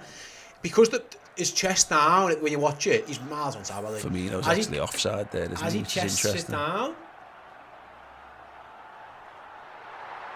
he chest sit down, it bounces up, left back down again, and it takes him ages, and he has to be choking post. I think Robbo again. I think Crystal Palace asking why wasn't the flag raised against Bobby Firmino, because the ball goes over his head. He challenges for it, doesn't he? Curtis Jones, Fabinho. But I wonder, because it went over him, does it not count? I don't know. Maybe. We're asking for the intricacies of offside again, but Matip is getting kicked everywhere. Oh, that'll be a gift before the end of the night. Floated in by Trent. Bobby's up this time. It's nodded. Oh, dangerous. Nodded into the hands of Guaita from up close by Joel Ward. Could have gone anywhere. Mercifully for him, the goalkeeper could claim it comfortably in the end, but thanks to the 2D nature of televisions, we had no idea what angle that was going in. Crystal Palace being forced back and deeper with the ball. It'll be interesting with Palace again. Bobby Firmino does challenge the ball, goes over his head. It's well over his head, so maybe that's why they don't look at it. But he was offside. Yeah. When the ball comes in, I don't know if God knows what rule they interpret and how they interpret it. Like guys in the chat, let me know what you guys think. Should that have been offside? I think it's Jamie Carragher saying it might have been. I think he was on a commentary. They've got to ask the question, haven't they? In terms of what they're doing. It'll be. They need talking points because there's not much in the way of talking points in this game so far. If you're trying to produce this from a neutral standpoint, Palace have offered next to nothing in this football match, and Liverpool have just largely had it their own way and scored 2 goals. So having some sort of Speaking of which, Liverpool in trouble here. Virgil van Dijk goes to ground. Alisson makes the save. I've nearly jinxed us to death there. And it's cleared away by Robertson. That, again, sort of shooting yourself in the foot. We'll come back to it because Liverpool now on the Can he counter. find Robertson on that left-hand side, blocked down by Will Hughes-Henderson. Whose pass was it that went straight to Elise? Because I was too busy Googling stats. I look up and next minute the lads were what getting the passing in front of our goal. Need to gather their composure here. I wouldn't like to say. On that left-hand side, it's a deep cross, and Alisson claims it this time. It'd be interesting to hear what exactly happened there. So let's have a look. Here. It's Matip. Matip tries to play it. Poor ball. Yeah. Right between Fabinho and Van Dijk. Good save from Alisson. Very good save. Not great. Matip's got to be so much better. And Van Dijk just basically says, if you want to shoot, you've got to go down the outside and try and beat our goalie. Oh, Jota. He's trying to lob the keeper. Oh, didn't get hold of it enough. It was an interesting moment. It's a drop for Jota on his right foot. I think he was offside anyway, had it been allowed. Okay, well, coming up on the 40-minute mark, Crystal Palace have finally laid a glove on Liverpool. Can I tempt you with a little quiz? Can you name the top 3 assists makers in the Premier League this season, Paul? Trent Alexander-Arnold is number 1. He is, with 10. Kevin De Bruyne? Nope. Oh, Mo Salah's 2. Yeah, 9. Andy Robertson 3. There you go. Hey. Gold, silver and bronze for the Reds. 10, 9 and 8 assists, all 3 of them. Speaking of which, Robbo keeps it in on that left-hand side. Jota's come deep. Be careful, Henderson. Oh, nice slick into play. Bobby Firmino tearing towards the penalty area. Ox is pulled wide, a little bit too slow for Trent Alexander-Arnold to make something of it. It's strange that because Bobby just ran offside and Trent couldn't pass the way. We looked for Robertson. Well, Bobby Firmino's just doing that just to open some space up between Trent and... He's trying to free Ox, and Oxlade-Chamberlain just didn't react. Took him a moment to get it. Figure out actually what's going on. Firmino's just trying to, just like you say, clear them out. I think Jordan Henderson's been better today. I don't think he's been brilliant, but I think he's looked a little bit more... He's looked a little bit off the pace, I think, in his passing. They're in behind again. Surely they're going to get it this time. Alisson blocked. Right. It's missed. Ooh, Liverpool living dangerously here. Did he save that? I have no idea who that comes off in the end, but Matip played it in. Bobby Firmino. Lazy touch. Yeah, just dispossessed there. Elise plays in Mateta. Goes round. Alisson shoots. He's put it wide. Yeah, I don't think it's either of them. Little look, Virgil lets the goalkeeper deal with it. No, Alisson saves that. Hits up the underside of Alisson and goes he saves wide. it. Great save by the goalkeeper. Yeah, so it is a corner to Palace over on that far side. They're going to go for the in-swinger. They're trying to put a little bit of pressure on Alisson Becker. Queuing up around the penalty spot. Headed away, well headed away there. And it's lumped back over to that left wing. He must be offside, this fella. All the arms go up. He is offside. He knows he's offside. Let's go for a throw. 2 times there, they've been in, just us being careless and sloppy with the ball. Elise first, obviously, makes the save from Alisson. Alisson does so well to get back to that. Yep. That's unbelievable. He dives full stretch and gets it up. And you can see the decisions there, and that's the understanding between Van Dijk and Alisson there, because Van Dijk doesn't go flat out, because Alisson's gone, I'm sorting this, and Alisson, in a roundabout way, eventually does does just about enough in that. But they've had a couple of chances now, just off us being careless, like almost being too easy at times, so Liverpool have got a little bit complacent maybe. Like Bobby Firmino's touch was poor before. We had Matip's like passing the ball across the back of your back foot. This is what's been Liverpool's weakness all season, playing against teams that have got loads of pace. And if it's all well and good when you're dominating the ball and you're dominating attack, but if you fuck it, we're always going to be open to just kicking a ball into a channel and having someone race it down. And there's not loads you can do about that, because eventually you will misplace a pass. But the Matip one is that's avoidable. Yeah. Bobby Firmino is just it's lazy, really. That's what it look lazy to me. And here they come again. Can Trent deal with it? Trent, yes, nods it down under pressure to Virgil. Robertson's sitting in a bit deeper for the moment. Goes back to Alisson Becker, no messing. He just smashes that one down towards Diogo Jota. Gets up, he gets in the way, manages to come off his head. He's going to press the goalkeeper. Guaita, volleys it. Can Liverpool keep this one alive? Trent Alexander-Arnold. Yeah. And Palace not able to maintain possession. Back with Jordan. He had no desire to take a touch on that, did he? He was like, as soon as that was bouncing, he was getting rid. Sharpen up now, Joel. That pass was a horrendous one before. Matip now. There you go. Same in the middle of the park. Liverpool do take chances, but got to though. That's how you play through teams. 100%. Curtis Jones has got it now. He needs a pass. Finds a square ball. Ooh, that's another little heavy touch there. Oh, brilliant, Matip though. From Bobby Firmino. Liverpool could just do it getting to half time. I think we've had it's been a stellar first half from the Reds, but they just need to shut the door on this half, bank those 2 goals, as it were. Be careful there, Joel. Oh, he fired that back at Alisson. He's that into the feet of Alisson Becker. And Robbo hammers it right-footed away. And Liverpool not really all this control they've had for like 41 minutes of the game. Jota. Oh, Diogo Jota goes shoulder to shoulder. Referee says that's not in the rules of the game, which is horseshit. And gives a free kick, and Palace back to playing it around the defence. 30 seconds left of the half, probably a minute maybe, I'd imagine, tops of injury time. We'll come back to that. Here comes Elise again. He's been a bright spark for them, but Conor Gallagher dives in, gives it straight to Jota. He's got a runner in Jordan Henderson. He's going to use him as a shield. Here's Trent coming up on the right-hand side. Tries to force it through and doesn't, and Liverpool need to get back in again. Yeah, I'm not sure Jota's pass was the best. Conor Gallagher has got to be offside. They're going to let him play on, are they? Yeah. He's going to flag him off. He was clearly offside. Like, Jota, I get what he was trying to wait. He was waiting as long as he could for Trent. Trent was never going to get there quick enough. He had to take that himself or play Bobby Firmino in. Jordan. It was never there for Trent. I get why you want to pass it to Trent, because you want to get on the end of one, but like it was probably just the Trent was too far away. It was never going to catch up. Yeah, you're right.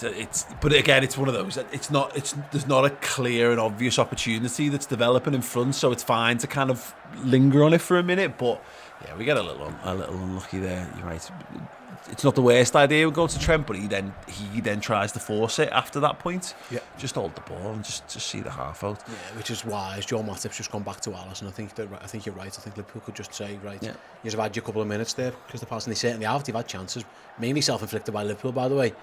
So I think Liverpool are happy to just try and knock it round if they can. Matip with that ball again, and Virgil, great pass, and Bobby Firmino of all people has completely miscontrolled that one with a handful of seconds left on the clock. It's gone for a Palace throw on the halfway line. Can't see there being much more than this. We could do a Mr. Friend blowing the whistle. Well done, great tackling back there from Liverpool, and there is the half-time whistle. Crystal Palace 0, Liverpool 2.5. That was entirely, utterly and completely dominated by Liverpool until they just pushed the self-destruct button a little bit with a couple of minutes to go in the half. A few real warning shots really across the bow. Get your comments and your thoughts, any questions you want to ask us into the live chat, whether you're a club legend on Redmen Plus or the live chat on YouTube, and we'll read through some of the best ones. If you're on the club legend chat actually and you want me to read a comment out, just tag me in it so I know you're talking to me and not amongst yourselves. That would be splendid. In fact, Trig Josh sent us a super chat just before the half saying, what are your score predictions? And let's have some predictions dropped in the chat as well. It feels, if I'd answered that question on 41 minutes, I'd have thought 7-0. 4-5-0 to Liverpool.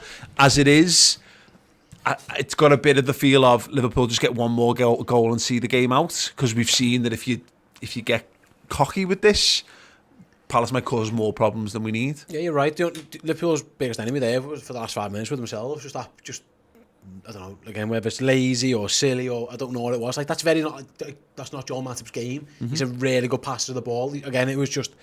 It is the nature of the passing game, though, isn't it? Is that we think these are simple passes. Yeah. If they were simple passes, every team would play that way. Yeah. The reason why it works is because that square ball. I referenced this the other day actually. Think about back to us playing Man City under Brendan Rodgers, like one of the first games he had, and Skrtel plays that square ball across the defence and they score off it, and he says that's my fault. That's not Skrtel's fault. I've told him to play that pass, and that's one of them points. It's actually.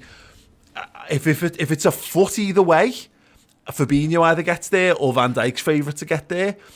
It's just one of those. Sometimes you play that pass, it's slightly wrong, and it's well capitalised on. It is sloppy. Not trying to bail Joel Matip out for a shit pass here, but they're the fine margins that we play football at sometimes. And listen, having the best goalie in the world helps, and that's literally why you pay £75 million for. You don't pay £75 million for Alisson because you think you're going to be getting like David De Gea, where he's getting 20 shots a game at him. You know what I mean? Like, you have him because he needs to be alive for the couple that you've got. I'm just going to bring the stats up here. If Joe can bring the iPad up for me in a second, please. You look at all the attempts and shots. Like, Palace have had 2. It was both, and they both came from our bad errors. So it was Alisson and then it was Mateta at the end, wasn't it? One round the goalie and one obviously where he has from the Matip pass. Liverpool have been, look at there. It's just dominance. It's arrows galore there. It's like an archery session. And so it was 11 shots, 2 goals, 5 on target. Palace like 2 and 2. And of those 2 that they had, we can thank Alisson for 2 very good bits of goalkeeping. He also has the amazing save that doesn't count because the lad was offside. So, although Liverpool dominated the game, like, Alisson's been one of our better players when called upon. Again, that's what he's there for. Yeah. You just really, again, it's a bit like knowing your smoke alarm works in your house. Like, you don't really want to test it too often. You can burn a couple of pieces of toast and that's fine. You don't want to set your house on fire. Liverpool just need to be careful that they don't actually set the house on fire, because they did certainly got away with a couple there, but that shouldn't take away from how brilliant they were for about 40 minutes. They were sensational. Yeah, absolutely. And if Liverpool do another 40 minutes like that, they'll be gone and it'll be 5-0. It'll be 4s and 5s. You're right. You mentioned it in the first half, but I've got it up in front of us here from LFC data. Premier League top 3 assists for the season so far. In first position, Trent with 10. Second position, Salah with 9. And third position, Robertson with 8. Absolutely sensational. It just goes to show how good this Liverpool team are. And again, the Salah thing's mad because this is the second game he's not played. Second league game he's now not played for us on the bounce. The fact that we're able to cope without him, I think, is a testament to everyone in that squad. It reminds me a little bit, I think I referenced this last week, of when Coutinho leaves and Klopp uses that as like a rallying cry and says, right, everyone get together. People think we won't be able to handle, losing Phil Coutinho. Can we go and prove that we can do it? And to the best of our ability, we sort of do that year. And I think there's a little bit of that going. Everyone thinks you're shit without these guys. Now, how you then bring them in after that, I don't know. I think it's one of those things. We're gonna go and prove that we can do it without them, and then we're gonna welcome them back, and it's going to be loads easier. Because if we can do it without them for a couple of weeks, imagine how much easier life's going to feel when we have got them when they do come back. It's almost like overtraining, isn't it? When you put extra weight in your backpack up the mountain, so then when you don't rub the mountain properly, you don't have the weight with you. What I would say, mate, is that, like, Mo Salah scores a lot of goals, and he really does, obviously, it goes without saying, but Liverpool create a lot of those goals for him. Those players are still there. Yep. Like, Andy Robertson's still there. It just so happens that it's Oxlade-Chamberlain on the end of them. And where, if you create 5 chances for Oxlade-Chamberlain, you might score 2 or 3. Well, that's the fantastic thing about Oxlade-Chamberlain. Yeah, he hasn't scored for us until last week this season. He's played a lot of minutes for us. I've referenced him being he's our 12th man. He's our first option outside of the usual starting 11, effectively. So when someone's out, he will play. If one of the main lads, and we've needed him a lot as a result of it. And you're right, you can put lads in and they're not quite up to snuff, and that's the difference between truly world-class footballers and the lads who sit just below. Yeah. So all the credit in the world to Ox, because I get the fears of how Liverpool were going to cope with AFCON. And there's still 45 minutes to go in this game, of course, and we'll have the Cardiff game to contend with in the FA Cup. But the answer we've done pretty well here. Yeah. The lads who've needed to step up have stepped up, and that I contend you've got a 20-goal a season player there in Diogo Jota.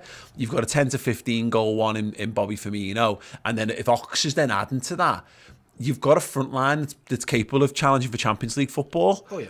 And this is all we need to be. I wouldn't want to be playing Man City with this front line. I wouldn't want to play Chelsea, but hopefully we've got enough on the pitch there to get these games. And you mentioned before who's going to step up when AFCON's on and score goals. Well, Chamberlain scored. He scores against Leicester in the Cup. He scores Brentford. Now he scores today.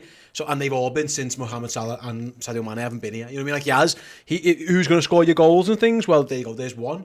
Oxlade-Chamberlain's delivered 3 goals in the absence of those 3 players, and that goal there, which watching the replay behind there, obviously, it isn't easy. The touch kills the ball, but he has to wait a long time. It's easy to thrash. It's not the perfect control, is it? Because he wants it on his right foot, but actually it works out better from on his left because you've got more of the goal to shoot and more time. The important thing is he waits for the ball to be coming down, because if he hits that as he chests and it bounces up, it's over the bar. Yeah.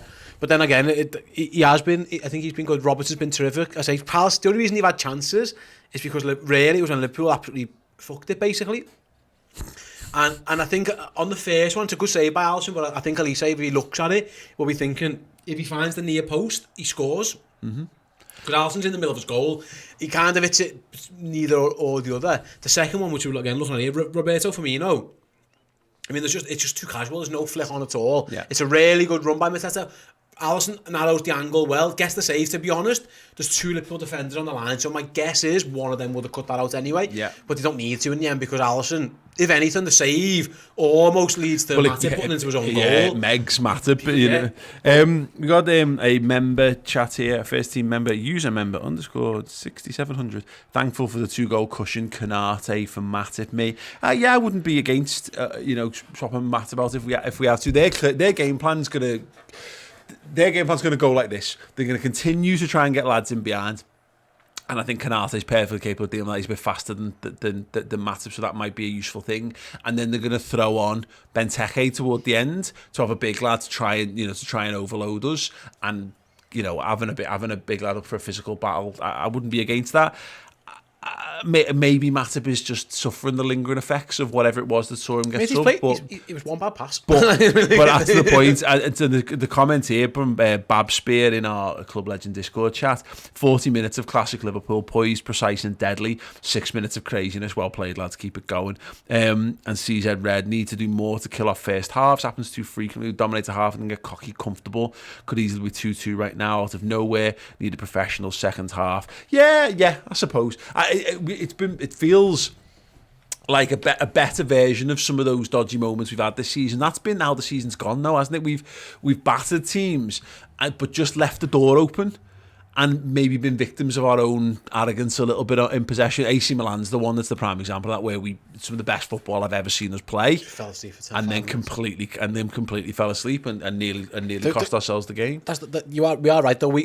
Again, I'm referencing the Redmen Plus show that Chris did with Jim, the Palace fan. He said, like, if Liverpool are professional, they'll win this game because we'll give you one. And the Palace have.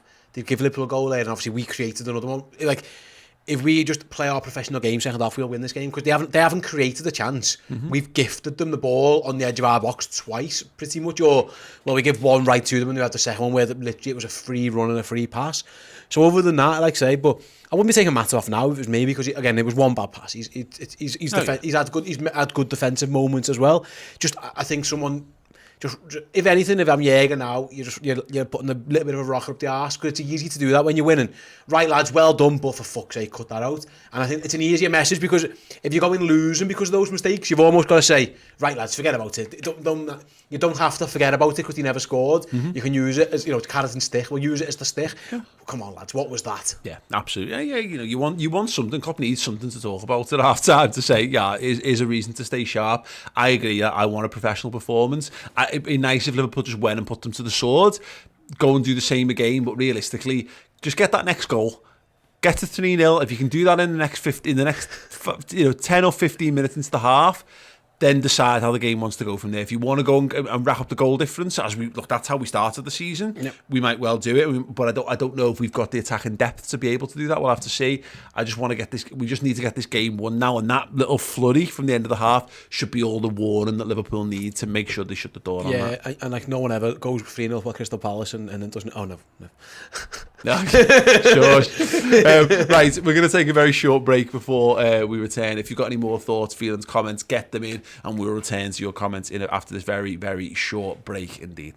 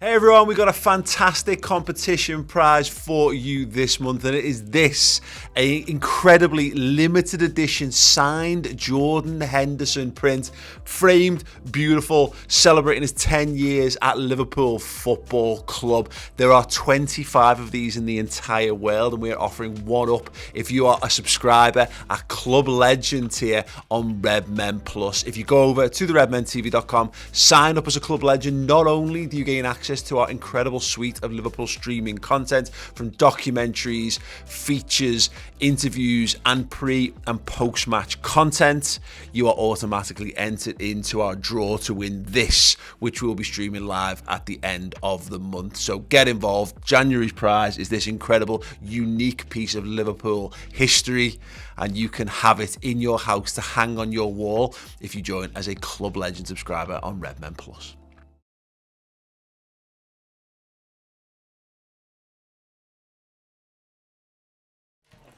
Hey, welcome back. Yeah, we're about a minute or so away from the resumption of hostilities at Crystal Palace, where Liverpool are leading 2-0. Stay.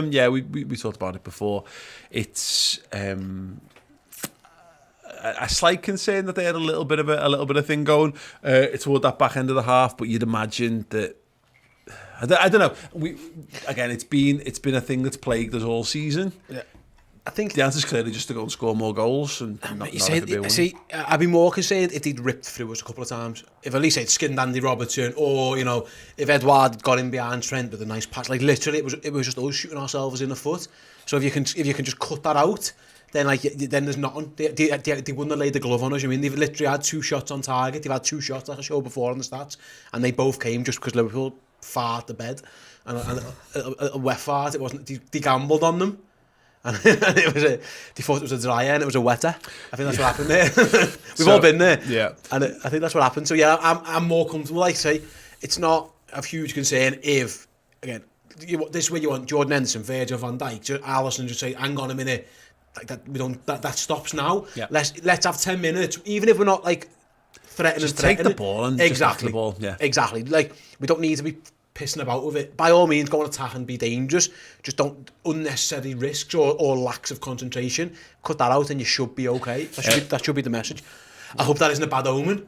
Joel Matip's just broken and fell off the board. Yeah, so on our team starting 11 board there, Joel Matip has literally just the magnet fell off and he's fell to the floor. That made as well was horrendous. I genuinely felt for it. Right, we are about to kick off at Selhurst Park. I really hope that isn't an omen. I really hope so. And we are underway here. Yeah, we had a Castiet in our Club Legend Discord. I pointed out a tweet from I guess Man City influencer Kyle Walker, not the actual one. Blimey, Palace should be winning this 3-2, and then they've had 2 shots. Yeah, see Ryan said, "Is every Kyle Walker a massive bellend?" Which is funny because I went to check it out, and I think he's had to delete the tweet, and had to put note to self: never tweet anything remotely to do with Liverpool. It's just not worth it. Oh no, he's still got it there, bless him. Josh, Paul, has Chris been banished from presenting the commentary in case he throws more things at the TV? Yeah, I mean he is a liability to the telly because he has hit the telly with pens before. He's a pen thrower. He bounces pens off the desk. There's all like blue marks here where Chris just bounces them off. Oh, I go Palace on the attack. Got to be careful here. It's a 3-on-3. Liverpool going to have to deal with this one. You need to keep this door shut. Andy Robertson scampering back. Up against Elise. Oh, great skill from Elise. Oh, my word. Ooh. How has that not gone in at the back post? Oh, wow. Look at the reaction to the Liverpool players and the Palace players. They know that was a huge chance. Where's our defence? Where's Joel? I don't know where he was. And it's good skill by Elise. Cuts inside, sends Robertson for the echo, puts it across goal. And they just don't react. Yeah, I think it's Mateta at the back post who just doesn't move a muscle. If he does, it's a goal. Oh, no, Gallagher. Down. Gallagher, gosh, yeah, Gallagher gets in front of Alisson Becker and heads it wide. Big chance. And yeah, Palace ending the half with the best actually created moments for them of the game so far. Conor Gallagher just takes it off Mateta's head, really. Liverpool just need to take the sting out of this game for 10-15. I'm not sure where Joel Matip was, because the ball went straight down the middle of our defence. He just wasn't there in screen. I don't know what had happened. Obviously, haven't had a better look at it yet. But Palace have her over on that right hand. We're giving them a head of steam, aren't we? That's the problem here. Like, we just need to shut this down. Yeah, but I mean, look, their game plan. It's danger! It's launched up. It's not cleared. It's backheeled. Oh, what a save, Alisson! How has Alisson Becker kept that out? It's a back heel from 2 yards out. Liverpool dangerously. Elise's cross comes in. It's nodded back down. Edouard. Oh, it's such a good save. It's a good header back in by Schlupp. Edouard on the turn goes to the back heel, and Alisson gets a big old port. That's a worldy save by the goalie. Incredible from Alisson Becker. What a save. Liverpool's best player might have been the goalie in the winning 2-0. Yep. Absolute genius. Kyle Walker's tweet might... He's right now. Yeah, delete the reaction tweet. Kyle Walker with 115 was spot on. What a save, Alisson Becker. Oh my goodness gracious me. And again, I said before, I wasn't worried because they weren't creating their own stuff. They just created 2 huge chances, massive chances, and failed to convert even. Now Liverpool need to make them pay, because my goodness gracious me, Liverpool they got away with the header, and they've got the goalie to thank there, because again, Palace now. I mean, they had 2 men have a touch inside our 6-yard box in front of the goalkeeper there. That's like... In fact, I think it's on... I think it'll take him a minute to catch up, but Infogol will have the XG from the shot map. We'll have, which we'll have a look at in a minute. But Virgil van Dijk takes it. Liverpool just need 5 minutes here just to get on the ball and calm things down. Big switch. Trent Alexander-Arnold. Liverpool trying to force it a bit too much there. Palace once again send it long. Matip controls. Tries to find Trent. Trent with a little flick to Henderson. Good play. Fabinho. It's one for Alex Oxlade-Chamberlain to run down. Not a bad idea from Fabinho to try and release Oxlade there, but what are we looking at here? We're looking at Conor Gallagher first of all, aren't we, with the header. It's a great feed by Elise. Absolutely brilliant play by him. Gallagher just misses it. We just didn't get enough on it. And I wonder if he gets enough on it to goal. If he misses it, Mateta's probably got to tap it at the back post. In the end, he just heads it wide. It's a bad miss from him. And then we go again. Ball comes in again from that cross. It's a good header down by Schlupp. Edouard behind him, lovely back heel, really clever. It was and Alisson reacts so well. That was very Brentford. That where they had two men at the back queuing up at the back post behind Trent. And Liverpool got a free kick of their own that they're going to try and deliver deep on the right hand side, one arm in the air. He's going to look towards that back post. It's a wonderful ball, headed away for now. It's gathered over on that far side. Andy Robertson's making the overlapping run. He's not been used. Which Firmino dancing around, isn't it? Bobby Firmino's got it. Trying to make something happen and instead retreats back to Robertson. Robertson to Henderson. Henderson is pressed. He opens his body, sprays it out to the right wing to Trent. Great control. And now here's Fabinho. Don't mind. This is fine. Just a few minutes on the ball. Just a few minutes on the ball. Absolutely, yeah. And Joe, in fact, we'll come to it in a minute because Liverpool is playing another diagonal over to Trent Alexander-Arnold, and he's got it. Oh, it's a good ball. Jordan Henderson. Oh, he just couldn't get on the end of it. He was in behind. Oh, I think Trent's fuming at himself. I think Trent expects better of himself on the pass there. So just close. skips away. Yeah.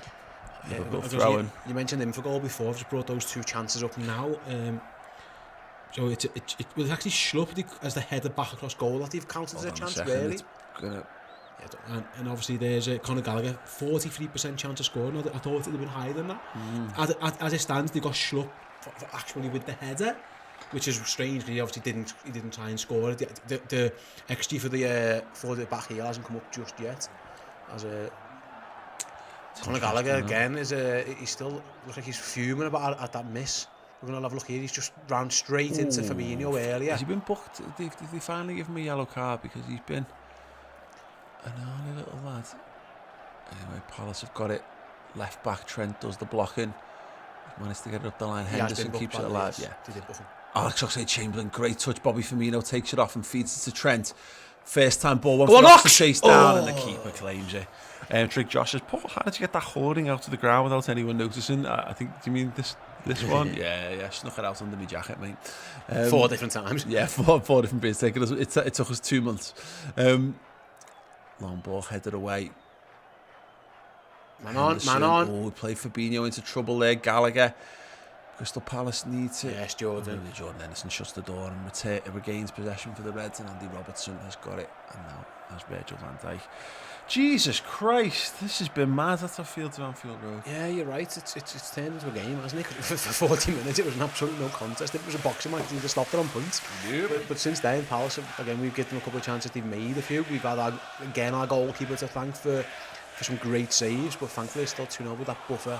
And that's the thing about that's what I think that's been the difference between us this season and 18-19 or 19-20 is that we don't feel impregnable. It feels like you might as well just keep going at Liverpool. We don't seem to destroy teams, and you know what I mean, in the same way where you feel like it's dead and buried. Yeah. Particularly away from home against Brentford vibes, big time. Oxlade-Chamberlain, he's had a good game so far. He's going to find the ball. He's found Jordan Henderson. Jordan Henderson swivels. Wide. So unlucky from the skipper there. Great, well fed in there from Oxlade-Chamberlain. He turned onto it with his left foot. Just put it wide. Oh, it's a great touch by Henderson. Just sneaks wide. Just can't quite wrap his foot around it. You referenced the ball from Chamberlain's a good one. Henderson tries to swivel left foot, curl it round into that far corner. Just couldn't get his foot wrapped around it enough. Just sneak past that post. But yeah, it was better play from Liverpool. Yeah. And just a bit more calm on the ball, like we referenced before. That's the key. Yeah. Mm-hmm. Palace want to tear it into a basketball match. We don't need that. They can't keep that energy level up for long. Nice by Jones. Better. Jota cutting inside onto his right foot. He tries to square it. It's bobbled. It's well tackled. Henderson. Oh, he pings it straight to Bobby Firmino. I think he was off. Was it Oxlade-Chamberlain? He's offside. No, he's play on. He mustn't have been offside. It just hit Oxlade-Chamberlain. Everyone stopped. Put his hand up. He said like as if sorry, I was offside. Yeah, he obviously wasn't. It's a Crystal Palace throw-in now. That's the right idea from Jota. Trent's got so much space on that right hand side. Oh, he's onside. Yeah, there you go. Maybe his back foot. I didn't watch the United game, but the furore over the Cavani offside when I looked at the picture and he looks Yeah, I still think some people have a hard time appreciating the fact that cameras aren't like they're down the line. Yeah. And it's take it into perspective. And all those times in the past where we 4 players might have been on or off, actually it was probably not as often as you think. Yeah. Palace coming forward again. Oh, what That's a a ball that is. He's wonderful in. ball. We're in trouble. They've squared. They've done the easy thing, and Palace are back in it. Palace 1, Liverpool 2. That is a very well worked goal from Crystal Palace, giving themselves a lifeline, and Liverpool have finally conceded, and you can't say it hasn't been coming. Yeah, they've had chances aplenty over the last 5 minutes before half time and 5 minutes after. Not enough pressure on the ball. One little pass through, it's Mateta who runs through, plays it to Edouard. They're both onside, no question about it. And Alisson can do nothing about that one. He was left stranded. That first ball. It's behind Virgil van Dijk actually. Yeah. Virgil just doesn't read the run of Mateta properly, and at which point Liverpool are just dead out of the game. Not enough pressure on the ball to stop the pass, nowhere near the runner. And Crystal Palace are back in it, and like you say, they deserved that because they've had some big chances. This is that situation, of course, where you remember Liverpool played a game on Thursday. Most of these lads were out on the field against Arsenal. Legs might start to play a part in this one. Palace playing it around the back now, and they will have their tails up. The Palace faithful will be in full voice. They're going to have to ride this out. Yeah, you're right in saying it was coming, wasn't it? Yeah. Like it wasn't against the run of play. They'd created some big chances right in the middle of our goal, like I've shown before. On the to your point, they didn't create a single thing really themselves in the first half, but they have now. They're starting to play the way through. It wasn't good defending. It's so intelligent though to square that ball. When the most forwards in that position would have a dig, and they've made sure there by squaring it. You're right. Good football. It was, but it was poor defending. There wasn't the high line and no pressure on the ball. How many times have we said that? Virgil got caught out by the run. There was no pressure on the ball. And in the end, it was an easy goal. There was 2 fellas running right down the middle of our goal, right against Alisson. We got away with a couple before, and we just didn't get away with that one. I feel like we just. I don't really know what Liverpool need to do here. Just again, Trent just needs to stop doing that. That's twice now. He's just aimlessly booted the ball towards the centre forward position. But again, we just turned it into that scrappy game that Crystal Palace wanted it to be. Mm-hmm. But it's all about how much you want it now, and Palace just look a little bit. They just you find energy all of a sudden, don't you? Yeah. You find legs when you've got your whole crowd behind you, and you feel like you've got something to fight for. Big test for Liverpool this next 10 minutes. Background sounds like it's bouncing now as well. It was quieter before. Again, the crowd have woken up and it's all on, and here they go again. Big switch onto Alisson, and Robertson's got some defending to do. Can he stop him? Against Alison's into the box. He's past him, he squared it. Henderson does really well to get back and shut the door there. Jota tries to flick it on. This is where we're falling down actually. Oh, good strike. Oh, inches wide. Anderson powered that one toward the bottom corner. It goes wide in the end. It's those fine touches. Just lazy by Jota, really, isn't it? Oh, wow. I'm not sure Alisson's getting across to that if it's on target. Left-footed drive bobbles, and it's just fractions wide of the post. Liverpool need to get their head together here. I don't really know what you do as well, changes-wise. Milner's probably I don't think Jones has touched the ball this half, barely. Whether we actually need to just get him on the ball more, to be perfectly honest, I don't know. It's hard to say, isn't it? Palace having a really good you need to ride this out, yeah. If Trent's doing the right thing, he's taking his time over the throw and just seeing what he can do, because this team, this team needs to stop this, needs to stop the rot. They need to do 10 minutes here, I think, with the players on the field, get it under control, and then you make the call whether to how you freshen things up, because we will have to freshen it up somehow. Oxlade-Chamberlain, it's a free kick, it's been brought back. I think Milner's might be a shout. I had in the Club Legends chat says Jake Milner, please. Ryan says Henderson's all over the place. I disagree. I thought Henderson's been the only one in the right place. Literally everybody else has been in the wrong place. Henderson's shut the door really well. Yeah, and Henderson. I mean, I'm not even sure that's a foul. He just throws himself to the floor there. I disagree with the Henderson shout, but I think in general I agree with the point that the game management hasn't been amazing. Liverpool need to take the sting out of this, but they got a free kick to try and defend first. Again, high line, like 2 or 3 yards outside the box. Means they'll try and shift this one. Yeah, just a little step over, and then the deep cross. I think that calls it's going to go for a goal. Jota's going to keep it in. He's going to let it run. The guy with he knew he was offside. Offside. I think they overthought that themselves. The fake run by Gallagher sent our 6 lads offside, and he went back on Tacky. As Taki Minamino is about to be brought on. Yep. What are you doing here? Bobby? I don't know what he's going to do. It wouldn't shock me. It could be... Midfield? Oh, don't know about that. It's ballsy if Liverpool go 4-2-3-1 here, isn't it? Just looking at the game, so again, it's the line. Just no one goes with the runner. Edouard would have been on side. It's a great. The thing is, though, they've held the line. This is the thing with the two men. They've held the line perfectly for the first runner. They just haven't passed to him. They've passed to a deeper runner. I'm not sure what more you can do to defend that. To be perfectly honest. Yeah, you're right. Because if they go deeper, you play the ball to the guy who's making the first run. It was a good move by Palace. It's a very good move. Jota's just remonstrating with the fourth official there. I'm not sure what's going on. Oh, it's Oxlade-Chamberlain who's coming off. That's interesting. Maybe just because of the injury or whatever. I don't know. It's a strange one. That I think Oxlade's had a really good game. Again, you're right. He hasn't. He's been out injured. Maybe there was always the plan to give him an hour, because it is literally on the hour mark that he's coming off. With a goal, he can be proud of his performance. Oxlade-Chamberlain. Be interesting to see if Taki goes right wing now. I'm guessing he will. Yeah, and just ask him to maybe come in and do a bit more defensive, dirty work. Again, whether he's up to that, we'll have to see. It's an interesting move. Then 60 minutes gone. First change for Liverpool. Ox off. Taki Minamino on. Palace 1, Liverpool 2. And it's been all Crystal Palace this first half. A couple of reasonable shots across the bow. The Jordan Henderson left-footed strike that went just wide, but certainly in terms of energy, craft, endeavour, it's felt far more likely the Palace will score than Liverpool. Let's see if Taki can change that. He's Minamino. Nice first touches. Turn. Curtis Jones on that left-hand side down by Will Hughes. He's saying he got the ball. He's going to get yellow card. Is what he's going to get. He's going to get booked. Don't mind. That just slows the game down for us. It was a rash challenge. Yasser Al-Tay with $7.99 Australian dollars says, idiots. Saw that coming from the first half. Team hasn't reacted at all. Same intensity. Frustrating AF. Yeah, it is.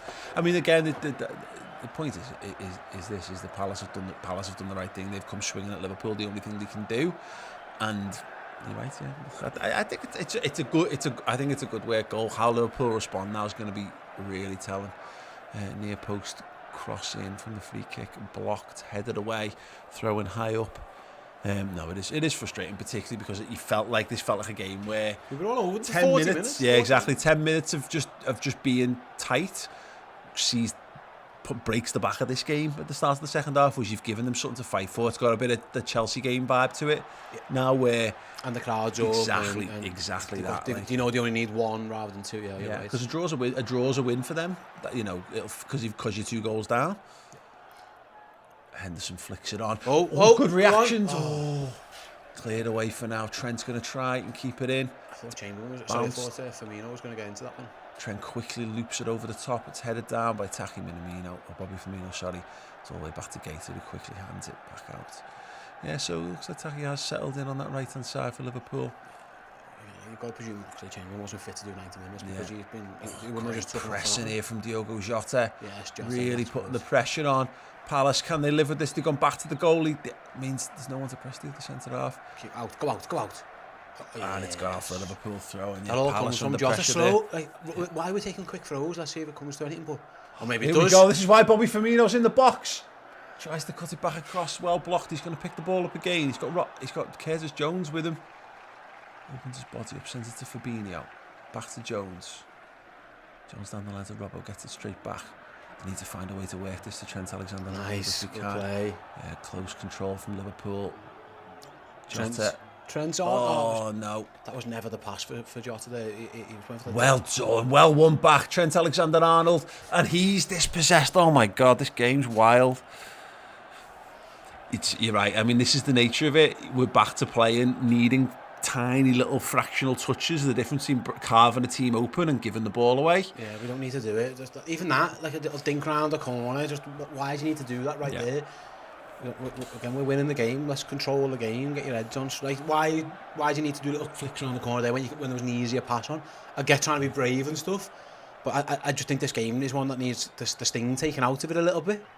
Yeah, it does. Like if it was American sport, you'd be calling time out, wouldn't you? Yeah. Everyone come in, gather round. Have a minute. Yeah. Have an inspirational speech. Trent's got a throw in halfway inside Liverpool half. Henderson with another little flick that doesn't come off. And Will Hughes throws himself to the ground. It was silly from Taki Minamino. He was wrong side. He was never ever winning that ball. Like the best that was coming from that was a foul. Oh, and I've just nearly kicked the set down. Mister, my legs can't reach it. That was me this time. I will fix the set.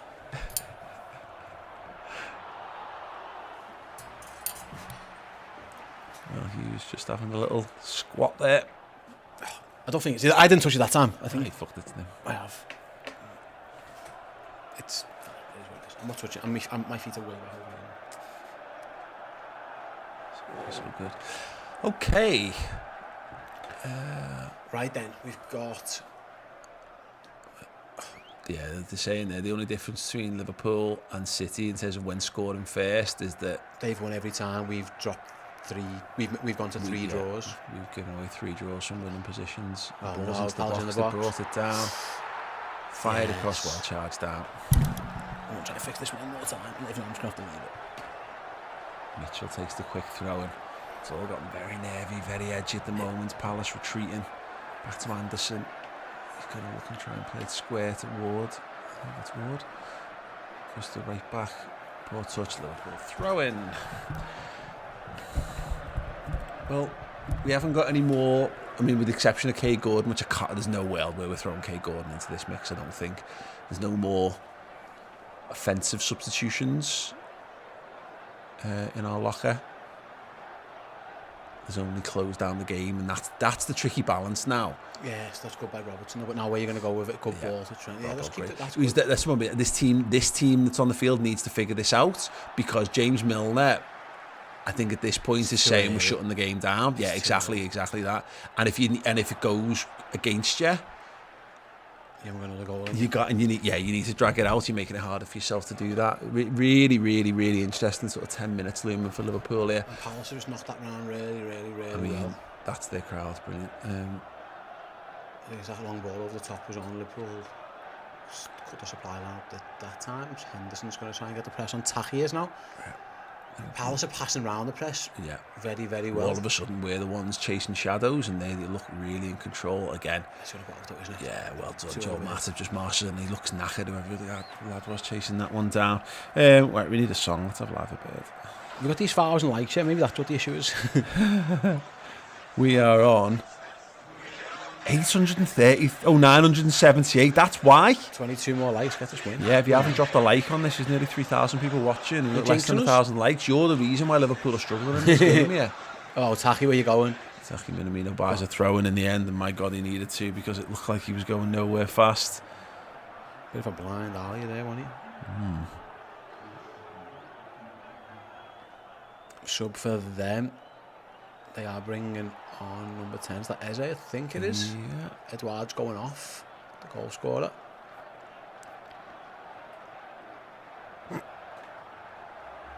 I like Eze, he's a good player as well. Great comment from Danny California in the Club Legend Discord chat. Just says, calm your tits, people. Yes, Danny.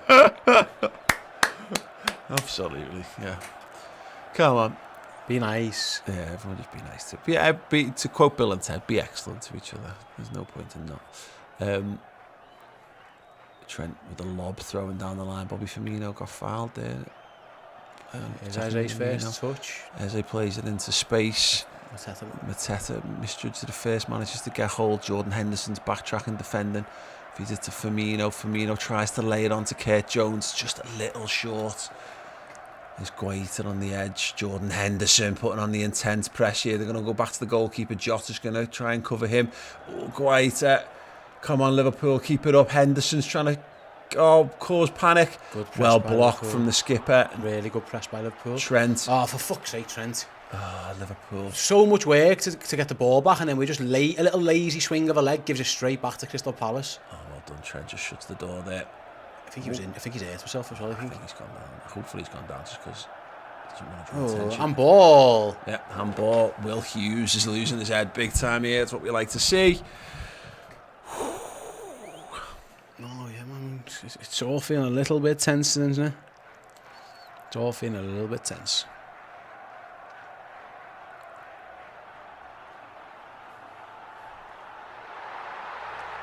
Trent took a little bit of a knock on the ankle there. Hopefully he's all right. He's grimacing a little bit. Yeah, he's sort of physical one. He was going to take the free kick, so he should be all right. Hopefully, fingers crossed anyway, because he's about to deliver this free kick in.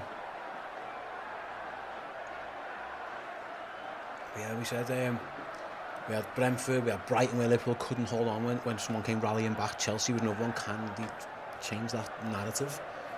Because so far, like it's feeling like the Palace are more than in this game. Yeah, but one goal here for Liverpool, I think, absolutely kills this game. Yeah, you're right.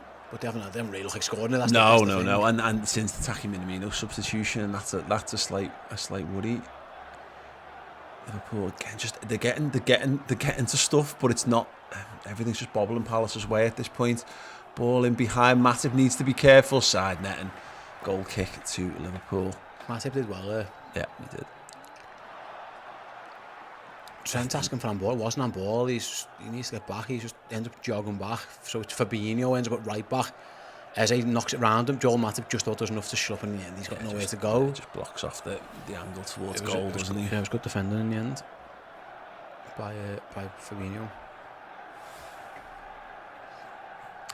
Goal kick to Liverpool then, Alisson, Becker. 20 minutes to go. Liverpool again are living a little bit dangerously here. Feels like it's one-way traffic, doesn't it? The ball's not sticking at all.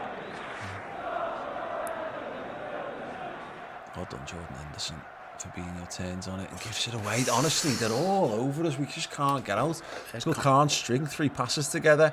Henderson's back defending. Well done from the skipper. His defensive work's been stellar in this game, actually, in terms of just the amount of times he's just arrived and snuffed stuff out.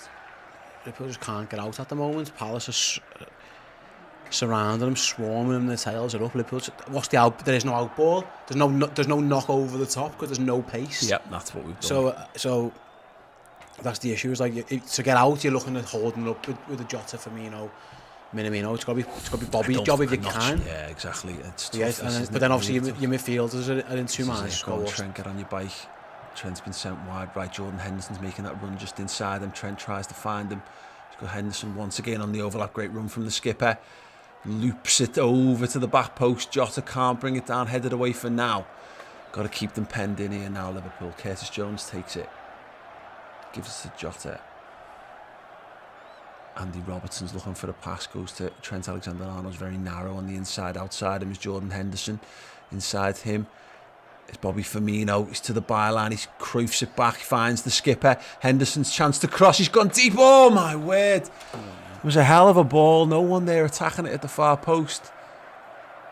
At least say clears, can't they pen them in a little bit? Well done. This is more like it. Liverpool just keeping Palace on Fab. Fabinho with the strike bobbles. Good save by Guaita. It's a bit silly that. Yeah, the game doesn't need us scoring 30-yard screamers. It needs us to just keep Palace stressing. Correct. It was the best period of play we've had though, probably in this half. To be fair. Yeah, right. Just managed to string a couple of passes together. People just need to go and get that ball back again and start again. Obviously, we know Fabinho can score from there, but that's not. You're right in terms of what the game needed there was just to keep them down. There was more benefit us just having another 30 seconds. I'd rather have 30 more seconds of us having the ball in their final third. Yeah. Just look to wear them down a little bit more. I mean, look, if he sticks it in the top bin, then it's a moot point. But when you don't, especially, it looks a bit daft. Palace have the ball again in Liverpool's half. Will Hughes knocks it back into the centre circle. Anderson sprays it wide right. They're really moving Liverpool around here. Here's Elise again on the charge. Well defended. Jota getting back, but the cross is going to come in now. Headed away by Virgil. Not so asked about that. Deep crosses. We should be okay in those kind of situations, but again, Jota's going to have to go and defend up against Elise over on that far side. He's played a quick ball in behind Conor Gallagher. Surely it's on ball. And he's handballed it, and it's been given in Liverpool's favour. He's not happy with the decision, but I'm sure it bounces up and it's his own arm. Let's have a little look at it. It definitely hits his arm. Yeah, he kicks it onto his own hand. But Elise's causing us issues. He's really good on the ball. He's picked out. He's crossing it. He's beating his man. He's mixing it up. So Liverpool aren't sure what he's going to do. Yeah. He's beat us a couple of times. He's got a good ball and good passing. So yeah, that's the outlet. That's the danger, man. Yeah. Hitchin Bazza sent a super chat, which I'll read in a moment. I think there's a spelling mistake in here. Be careful here, Virgil. Not Header, Jota or Jones this half need to get them on the ball more. Heard of maybe. Yeah. I think I agree on that. I mean, Jota's been back defending a bit too much. Oh, Alisson's kicks are appalling, but he got away with it. Kurt Jones comes away with it. This is what we need. Liverpool going the other way for the change. Kurt Jones needs to get it to Trent now. He's found Trent Alexander-Arnold. He's got loads of Liverpool men to pick out. He finds Jordan Henderson, cuts it back to Trent. Trent stands up to the back post, headed back across goal, cleared away. Better from Liverpool though. Need to keep this one alive. Curtis Jones probably. How's that a foul? He jumps all over him. It's play on. It's whipped in. It's still headed away. I think this lad's hurt. I think Curtis Jones just rolled over Curtis Jones and landed on his head there. Drake Josh wants the Bobby song. Go on, mate. Curtis Jones just doesn't really do nothing wrong. Elise just jumps right over him, lands right on his neck and head. Though it's an awkward fall for him. I'm surprised the ref didn't stop the game straight away as he did. I think that's what Crystal Palace is saying. It was an awkward fall. Yeah, you got to be careful with that one. Hope he's okay.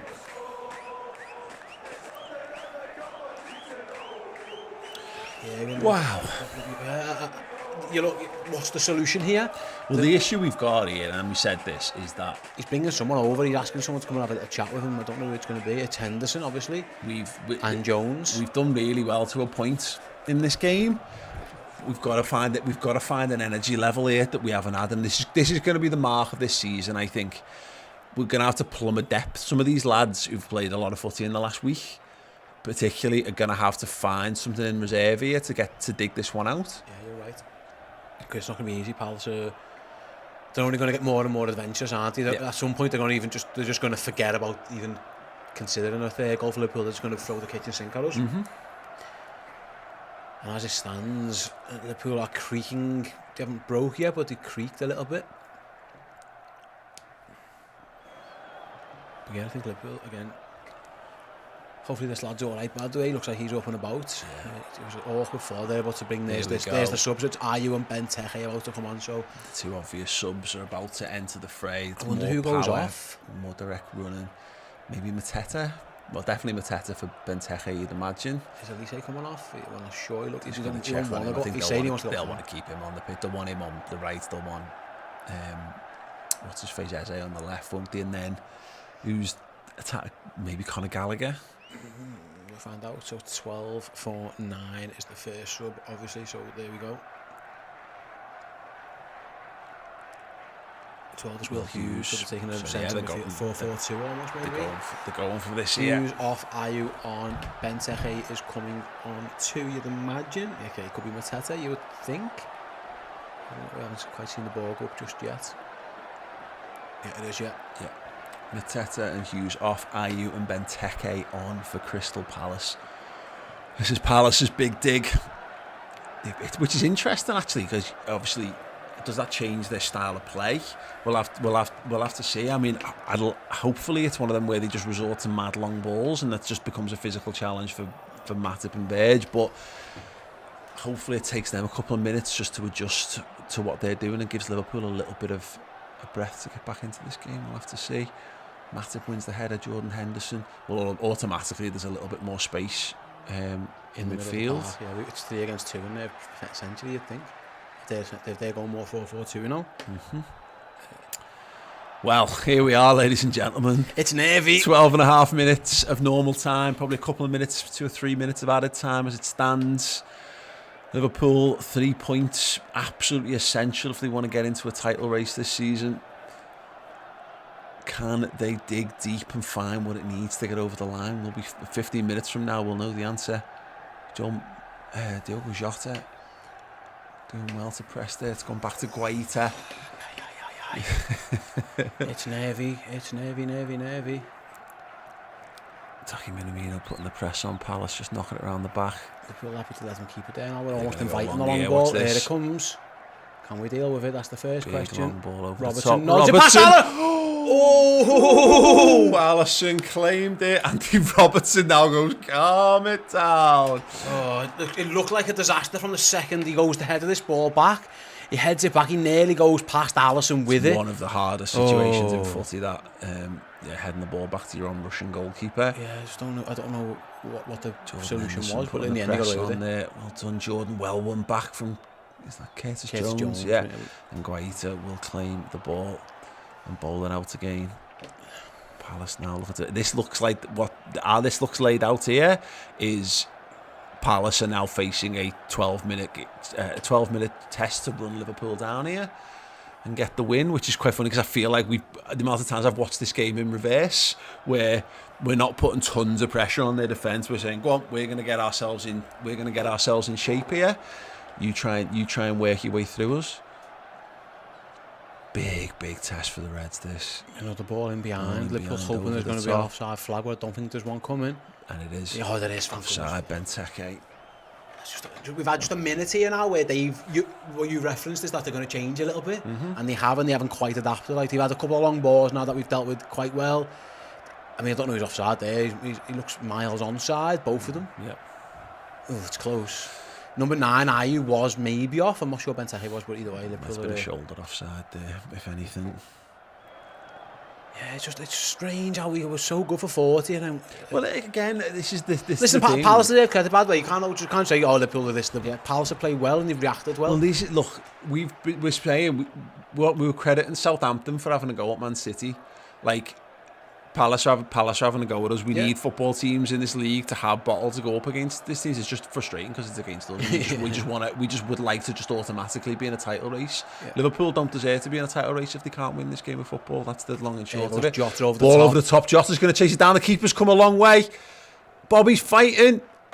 As he come out with the ball, good defending from Anderson there, throwing to Liverpool high up on the left-hand side. Slow it down, Roberto. Yeah. Slow it down. Guaita comes out, and it wasn't those convincing headers, but in the end, he got away with his defenders. Bailed him out, and Liverpool, I think, are wise there. Roberto Firmino thought about the quick throw, and in the end, he just took a touch. But then that's so loose. Sloppy, it's one back. And foul given away, in fact, there. It was just a lazy swing of a leg, I think, by Robertson. Just give the ball straight back. We just don't need to be doing it. Again, we just look knackered. We look, it looks like those fine things are they're the first things to go when you're a tired team. The small margins in your play, when you're fit and you're sharp and everything's going your way, they come off. As at least they looking for the ball behind. Well done, Curtis Jones. Liverpool turn it round. Jota goes past his man and drops the shoulder and buys the free kick. Well done, Diogo Jota, brilliant. And that will be a yellow card as well. Just excellent. That's the kind of intelligent play we need from here.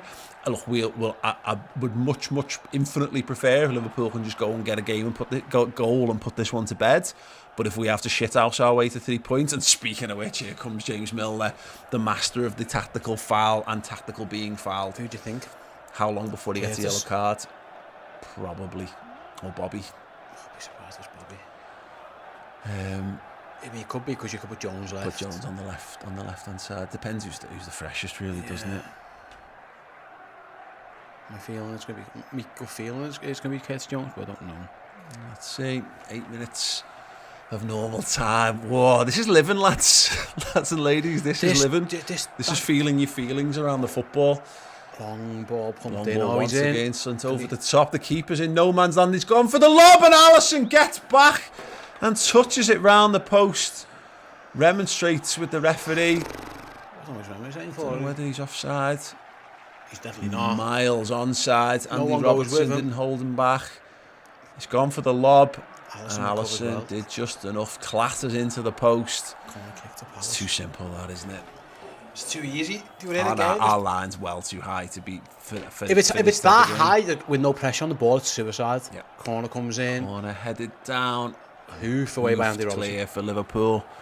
It's another minute closer to the full-time whistle. That clock's just been 82 for about 10 minutes. Hasn't it? Guaita sends it into the far channel.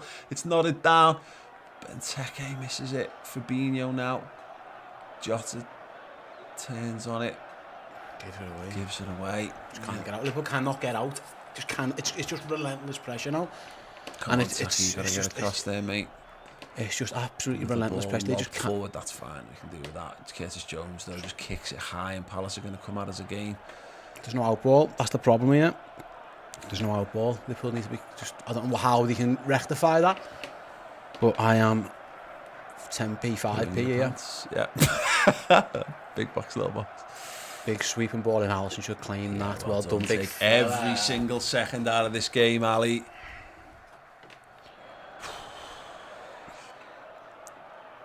Brilliant goalkeeping. Ball again, great run from Alisson. He does so well to get back. Alisson is so brave, so good. He knows he's going to hit his post there, and he gets back so well. But again, we just long ball straight to Crystal Palace. We have just the ball is not sticking up there whatsoever. I don't know what we can do. Is it worth just webbing it to the corner flag for a minute or something just to get out? Generally, because it's coming back and it's coming back and it's coming back. And Liverpool just cannot get out. They've been trying to get James Miller on the pitch for about 10 minutes. That hasn't been able to happen yet. The ball hasn't gone out. I don't know whether we're just trying to sucker them into just playing long balls up to Benteke or whatever. I think that's the plan, which is fine. But then you've got, when you get it back, then you've got to do something with it. Yeah. You can't just keep. Yeah, we need a bit of intelligence. This is again, you just need a bit of bravery to take that extra touch. Like, we've got the ball back here with Trent. Henderson saying just calm down. And it's Trent's a gone long. Diogo Jota is in. Penalty, surely! He's been brought down by the goalkeeper. The referee is having none of it. He says goal kick. I think he's going to check. He's saying he's going to have a little look at this, I think, with the VAR. Diogo Jota dinks it round the goalie. I mean, the goalkeeper just jumps himself into him. It's whether Jota's actually making any attempt to get the ball after he's knocked it. Let's have another little look at this one. Has a kick at him there, goes round him. It's not for me. I think it's a running into each other kind of thing. I think Jota runs into the challenge of the goalkeeper there. Yeah, I think Jota's saying, what do you want me to do there? VAR, are they looking? I'd take a penalty. I don't think that's a penalty. Not sure. I mean, I can see it. It's taking a long goal it's time. not being given, but I mean, it depends how they look at it. Because if they're looking for contact there, like, he does get absolutely cleaned out by the goalie. The leg comes across. He does it's whether the goalie's momentum is stopped when he hits Jota, or is he moving towards him? He is going towards him. I wouldn't be shocked if they give this, because they're going from about 5 different angles, so they're looking at everything. Oh, I think it might be a pen, Paul. The more I see it, the more I think he's going to give it, just because if they're looking for so long, he doesn't get a touch on the ball. That's clear. That's what they're looking at. So therefore, if that's what he's looking at, and he doesn't touch the ball, what else could he be looking at? They're looking at about 20 different angles here. Are they checking the offside now? Are they checking to see if they're checking for offside, then they must think it's a foul. Because why would you go back to the offside? Just checking it's legitimate. Yeah, there's all. James Milner's not on the pitch, which is an awkward moment for this one, because I think he would be the penalty taker if he'd been. Can you sub him on take it? Yeah, you don't know. Oh, they're going to give a penalty. I think it's soft. I'll be honest, but I think they're going to give it. I mean, it's taken all day. Make your decision now. Come on, this is just relentless. It's just taken far too long. His arms across him. I think that's what we're looking at now. Yeah, they've got to give it here, surely. Is he going to tell him to go and have a look? He's going to have a look at the screen. Adds to the tension and drama. It's taking so long. Yeah. Why do you... The only benefit potential is if we can keep this tight regardless, we're not going to get this amount of time back in injury time. Yeah. Let's have a look then. So what we're saying is there's the arm across him. There's the arm across him. Is it a foul? That looks a penalty when you're showing it from there. Jota's actually trying to turn his angle towards the ball. He's saying he's going to get that ball. He's sliding into him and he's going to foul him. He speeds it up there for some reason. Slow-mo, speed up. It's taken a long, long time. It really is. Kevin Friend, is he a friend of ours or a friend of Crystal Palace's? It's taken a while. He's over at the screen. He's watched it 15 times. How long? What's he doing? He's given a penalty. He's given a penalty to Liverpool! Oh my word! It's controversial. Who's going to take it is the next question. It's got to be Fabinho if he's on the pitch, you'd imagine, unless Jota takes it. He's subbing Milner on. Is he allowed to bring him on to take the pen? I don't think he can. You're right. Fabinho strides up. You've mentioned Fabinho.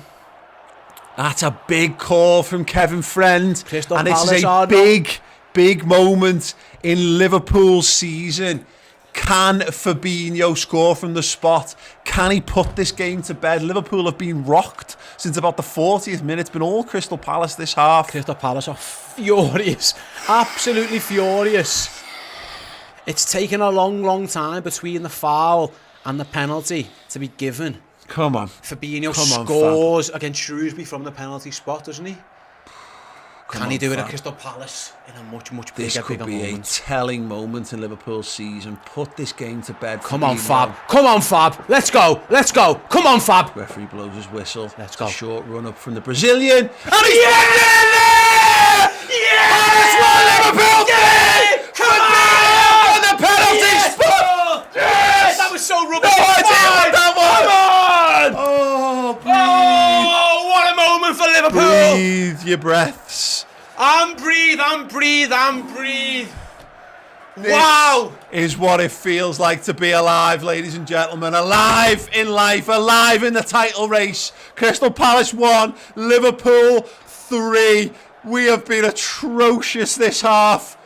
And somehow we've got a 2-goal lead once again in the football match. 3rd Premier League goal of the season for Fabinho. Breathing space. Breathe.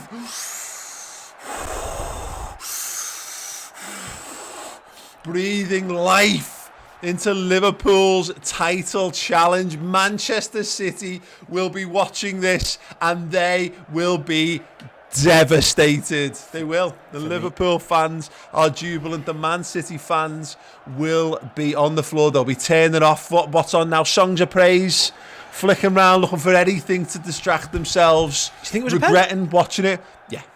I don't think that's a pen. I think it's a soft pen, but I think it's a pen. He gets cleaned out by the goalie. I mean, if that's one of those soft ones you get in the middle of the park all day long. I don't think it. And again, I don't think it's a clear and I obvious think error, Jota's but bought it as well, by definitely the way. has. Here goes Palace on the attack, though. This one Come isn't on, over Liverpool. yet. More obviously. Got to keep the door shut now. Injury time. And there's going to be a lot of it, we know. You have 6 minutes of stoppage time. Throw into Palace high up on that right-hand side. Retro and Lim is running the risk of the jinx. Touch wood, everyone, before I read it out. Comfortable win, he said. Carl Martin has been a member as cult hero for 6 months. Way to go, Reds. Stay tough. Stay tough. Joe Gomez is coming on for Liverpool. Trent Alexander-Arnold will make way. A little bit more height, a little bit more steel. Trent is going to walk. He's going to slow jog this one and laugh to the referee as he's doing it. Take your time, Trent Alexander-Arnold. Joseph Millington with the £5 super chat. What a shit house would he win? Don't say it's not a win yet. It's not a win yet. Stop making us say win by giving us money. Yeah, stop. Do not. We've got no choice but to read it. Do not make us read jinxy comments. We were bad this afternoon. It's not over yet. Some of that performance shows why we're not up there with City. Yeah, maybe. Just win, baby. Just win, baby. That's all you need to do. Carl Martin Worry about- with listen, the US Super Chat says, okay, I can breathe now. Way to go, Reds. Yeah, everyone breathe while you can. Kieran Orrs messaged me, obviously he wanted to discuss about the penalty. He says, regardless of Jota having the ball under control, to keep clear his mouth. It's a foul anywhere else on the pitch. Yeah. So he's in your camp. I just think it was hard. I think Jota maybe ran into him more, but who cares? We shot it again. Go on, Jota. Still going. This is where we got to be careful, though. That's great until the point that it breaks down. Well done. Well done. Look at this. Liverpool reinvigorated. Kicking into the corner, mate. Kicking into the corner. That's it. Grab the ball. Well done. Jota. Oh, well done. Who's he booking here? It's Kurt Jones, is it? Did he just throw the ball away? Or did he go off? Actually, you went off for Milner. Did Milner even come on? Roberto Firmino. Firmino, of course. Yeah, sorry, yeah. He's booked Joe Ward. Joe Ward is booked. He must have lost his head there. Must have said something. Captain Meats Adventures, just as a member for 20 months, has just reminded us of that. Well done, mate. Joe Gomez's first action is to win a header, which he does. James Milner mops it up Jordan and Henderson clears it away. Yes, Jordan again. Come on, Taki Minamino. It's a It's a foul by to give away. Okay, right. Christ almighty. There's still ages to go in terms of stoppage time. 3.5 minutes. CJ, he wears the number 20. He'll take us to victory. God, my word. Our soul collapsing stuff, says Liam Bergen. Okay. Cross comes in by Palace. Can Liverpool get a header if he Headed away. can? Well Where's done James now. Milner going to James do? Milner. He's going to That's release it. Jota. Jota's just going to... Just run. That's it. Just hold it, mate. Just hold the ball. Let Milner take it. That's a good tackle, that. Fuck's sake. Anderson. We've been we're in Gallagher. transition. Yes, Well Joe. met, Joe Gomez. Throw into Palace. That's half of the allotted added time done. 3 minutes left to go. The Palace fans are emptying out. They don't believe. Jesus. Oh yeah, they were coming in long ball into the box. That Liverpool win, and another header by Joe Gomez. James Milner's played a weird clearance there. And it's a goal kick. Oh, thank goodness. Offside. Oh, it's offside. It's an That's offside. all I Liverpool. I was going to say that on that, we talked about game management before, on that left hand side was rubbish by Liverpool there. They had Jota and Milner and somehow they didn't keep the ball. Yeah. That's just those little fine margins that you want to be better at. Yeah. It brought on needless pressure. It was like too fancy, just welly it to the corner flag. No, that's all you need to do. Yep. Goals in all comps, 89 goals in all competitions for Liverpool this season. And they've needed far and away, 6 better goals than Man City. Long ball throw by Crystal Palace, and there's a free kick given, I think. Yeah, far side of the pitch, 2 minutes now left. Dickie Oy read the super chat, substitute redacted for the W word. No, not saying the W word, not yet. Andrew Hitchens, stop it. 3 points in the bag now, he says in the super chat, stop. Oh, it's a deep cut, it's a deep free kick. Little step over again, looking to mix up the Liverpool line. Headed away for now. What a header that is. Fabinho, great control. He's going to send Jota on the right-hand side now. Inside ball to Henderson. He sends Jota on the chase. Corner flag, corner flag, corner flag, corner flag. corner flag, corner flag, corner flag. What are you doing? What's he doing? Oh my goodness, Jota's just kicked it straight back to Crystal Palace. Benteke, you idiot. That's just so Jota. That's just tiredness. Absolute tiredness from Jota. If you're tired, don't kick it at all. Just hold it in the fucking corner flag. It was nonsense, but Liverpool got away with it. As they give a free kick away here, another free kick. Give it away. 1 minute left. Breathe your breaths, people. Breathe your breaths.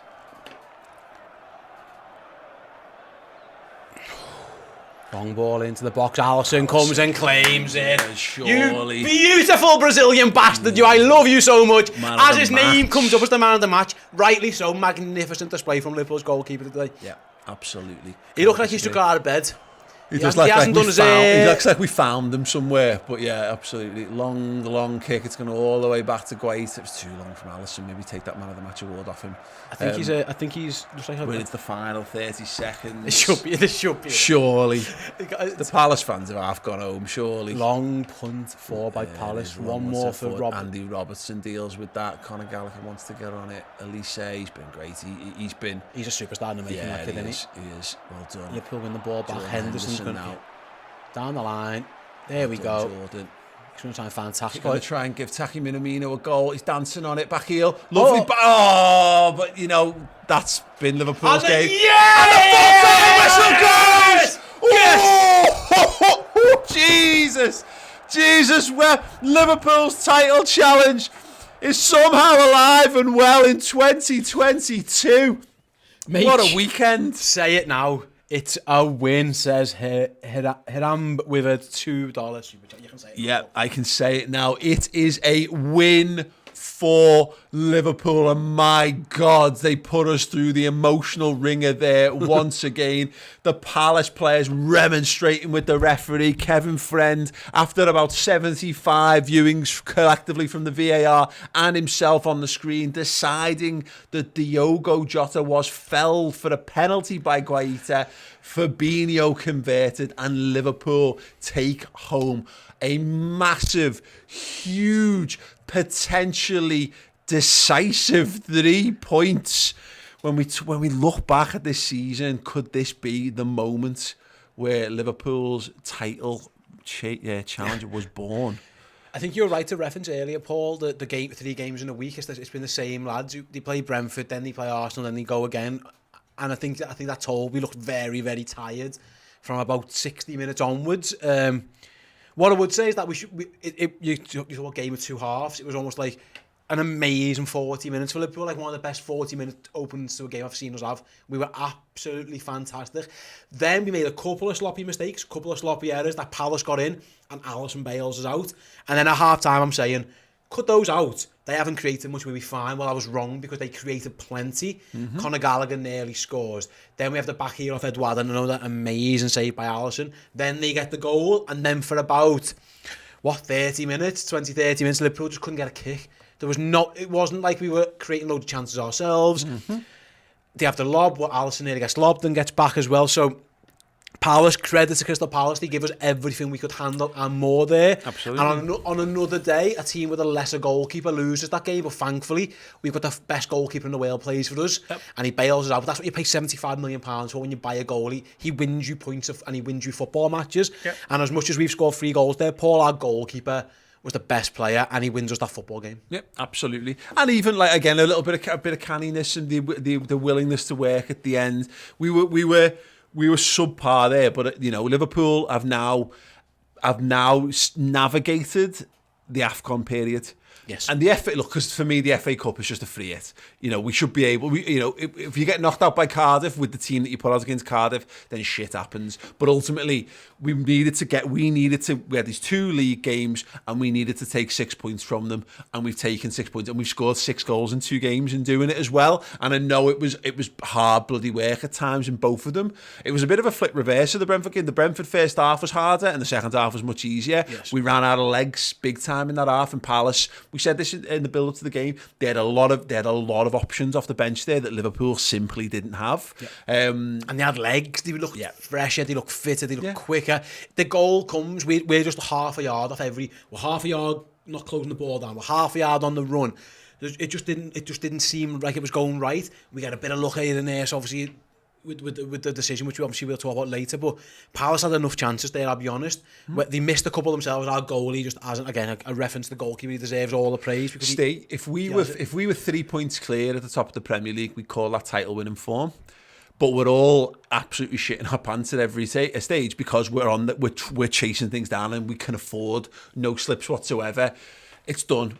I hope we never have to think about this football match again. But Liverpool have done what needed to be done. Let's have a little look at the stats and stuff, if you don't mind. Because I just want to point out to people, of course, Crystal Palace have beaten Man City this season. It's a good team. They're a good team. These are a good team, and you can see why. They're not going. They'll have games where they struggle, and we saw because we carved them apart. We bullied them for the first half, but. You know, it's maybe it's a soft penalty. It doesn't matter. It's a penalty. It's not on us as Liverpool fans to go. Oh, I think he shouldn't have given a penalty there. Not asked. Fully not asked whatsoever. Yeah, it's not our job. We're not the refs. I don't think it's a pen, but I'm not the referee, so what do I know? Yeah, in terms of stats, in the end, Liverpool still come out with more of the ball possession. 57% there. 15 shots, 7 on target, 7 off target, and 1 blocked. By that count, you think it paints a different picture of the game. Because the Palace, on the other hand, 8 shots, 5 on target, and again, a reference to go back to Alisson, he saves all of those. The save from the back heel, which is 2 yards out, is like unbelievable. The reactions to get down that low, that fast to something like that. And the lob, I think he's and the lob as well. They're the 2, aren't they? Yeah, you're right. And then, other than that, let's say that Palace had 3 big chances. We had and missed 2 of them. Again, Conor Gallagher and Edwards back heel. I'm guessing those are. We have 1 big chance and score it, which is that's what you want. That's more than ideal. That's obviously Oxlade-Chamberlain's goal. Or maybe actually it could be Van Dijk's. They're both. But yeah, I'm not sure which one references which there. But in the end, I think this what the stats point is what we said right as we started wrapping the game up there is that for 40 minutes Liverpool were out of this world good, and that shouldn't be forgotten. They really were. Whether it was fatigue, I don't know what it was. Palace come into it, and also at 2-0 they've got nothing to lose. If it's 1-0, they might be thinking, we'll keep the back door closed, or that extra touch or that extra put. Well, at 2-0 down, you might as well do it, because what's the worst that can happen? You go 3-0 down sound. By being a bit braver, they score a good goal. We have a bit of a brain fart before half time, and that carries over. But listen, mate, like you referenced it there, so like at some point, if Liverpool do get themselves within touching distance of Manchester City, we can all look back at Crystal Palace away and go, by hook or by crook, Liverpool, without their 2 best attackers and with a lot going on, 2 of the best attackers, and with loads going on, managed to go and get a win at Crystal Palace. Listen, it's not the first dodgy penalty we've got, it won't be the last. But it's not actually, you know what though, but Liverpool don't get a lot of penalties. They just don't. Statistically, for how attacking Liverpool play and for the type of players that we have, we don't get anywhere near the volume of penalties that we should do. And so for once, we've actually just got one that's gone and absolutely killed the game off for us, because it felt nervy and it felt edgy, but the second that happens, it's game over. And I know, you know, we live in a world where Steven Bergwijn can score 2 goals in added on time, so we know it's possible. God knows we've seen ourselves do it. But like the Palace fans were empty, you know, there was empty seats all over Selhurst Park. They knew the second that penalty went in that was the game done. And I actually think weirdly, you know, they changed their substitutions. Actually made them a little worse as well. It's one of those games in with the gift of hindsight, we'll probably feel a bit better about it. But I said this before the game, I'm not asked I wasn't asked how we were going to win that game. The problem is we were so good for 40 minutes that it made it feel loads worse. If you just said, I'd have taken this win all day long, at any time before kickoff. But I actually thought we were going to go and win 7-0 when we went up 2-0 so comfortably. What you got to remember as well, mate, is that, you know, Crystal Palace played their last game on Friday the 14th. Yes. They had that derby game. We've played Sunday, Thursday. We played Brentford, and then we play Arsenal in a cup game, and then we're away at Arsenal. We're here today, and I think that's all. They looked fresher and fitter. And we've played 2 games since they last kicked the ball. It's one of them where I know the overall quality of Palace is lower, but they've got other loads of similar level lads who provide similar sort of things. They've got tons of pace and tons of stuff in reserve, to the point they're bringing Eze on there, and we're bringing Minamino on. And look, this is not. I mean, we can talk about the merits of Minamino, and we have done on plenty of shows in this last couple of weeks, particularly because of the AFCON stuff. But we lost all of our pace in attack.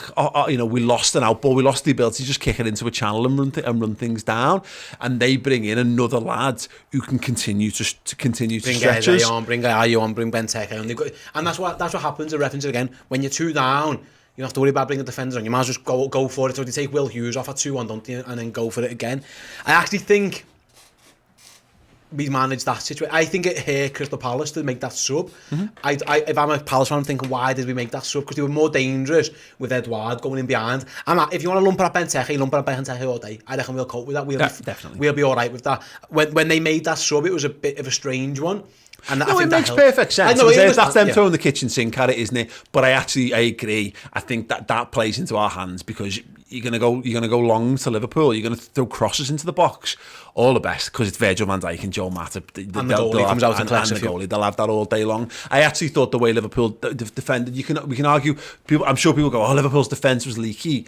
I say it again. I thought their goal was a really, really, really well worked, and that's the danger of having two effectively. It wasn't 2 men up front, but 2 men in that sort of position, because it's very difficult to hold a defensive line against that. They play offside brilliantly on the first guy, and then the second guy comes in from deep. It's actually a good goal from Crystal Palace, but I actually thought the resolution with which Liverpool defended, we didn't. The problem wasn't in how we defended it, because I thought Jordan Henderson was brilliant coming back in and closing the door off. I thought the amount of times he got back in, won headers, blocked things, turned things around. I thought Curtis Jones did it a couple of times. Fabinho did that. We actually defended our 18-yard box really well when we needed to. The problem was that the ball wasn't sticking down the other end, and that's because Bobby Firmino was out for like 2 months, and since he's come back, he's just played loads of footy. Jota's had to play loads of footy. He was knackered at the end. Jota, that back pass, he just like a man who was out on his feet. Absolutely. I think again, you referenced the AFCON guys. What they are good at that. Mane holds the ball up so well. Salah does it. It's not something you immediately think of, but it sticks and more. And they're super fit as well. Yeah, and they give you the option of coming short or going long. We didn't really have that. Everything had to be to feet. So if you lose it, you've lost it 20 yards further up the pitch. If Divoc's on the pitch for that, you know, he just gives you a bit more of an outball and all that kind of stuff. I look again. It feels very raw, and we'll have a bit of a chat about it. I'm going to be doing everyone's reactions, your reactions, you watching at home. Steve's got play ratings to do, and then we're going to be doing the instant match reaction. So we're going to carry on this chat, and if there's anything you want us to go a bit more in depth on, we'll listen to some of the post-match stuff as well, so we're a bit more up to speed with what's been going on and what's been said by the Sky coverage and what have you. If you want to check out the instant match reaction, if you want more on this, and why wouldn't you? This is thrilling. I know it's hard, but like, who wants to piss every game? This is what. Yeah, I know, me too. But like, this is what it's all about. This is what it is to feel. This is football. This is emotions. If you don't get emotion from your pastimes, then you're not really passing the time, are you?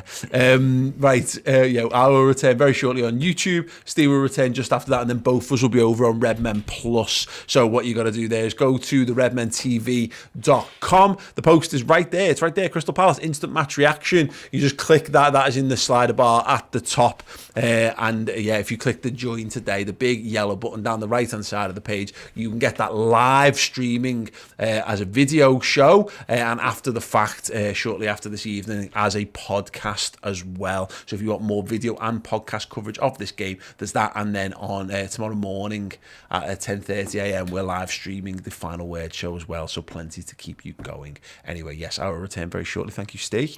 That's been emotional. Thank you for everyone who's joined us on the watch along. A little break for the watch along, a little international break while everyone catches their breath, has a good old sit down. Anyway, more to come up from us on Redmen Plus and beyond. See you all there. Ta-ra. Hey guys, the January transfer window is open, so I'm sure you guys are looking for the latest news. Who's coming to Liverpool, who's going, and all that kind of stuff. Well, we've got you covered on Redmen Plus. Every week in January, we'll have Neil Jones in our studio live for Journo Insight. He will be telling you the comings, the goings, and everything you need to know for this January. How do you watch it? I hear you ask. Very, very simple. Head on over to the redmentv.com and sign up for Redmen Plus.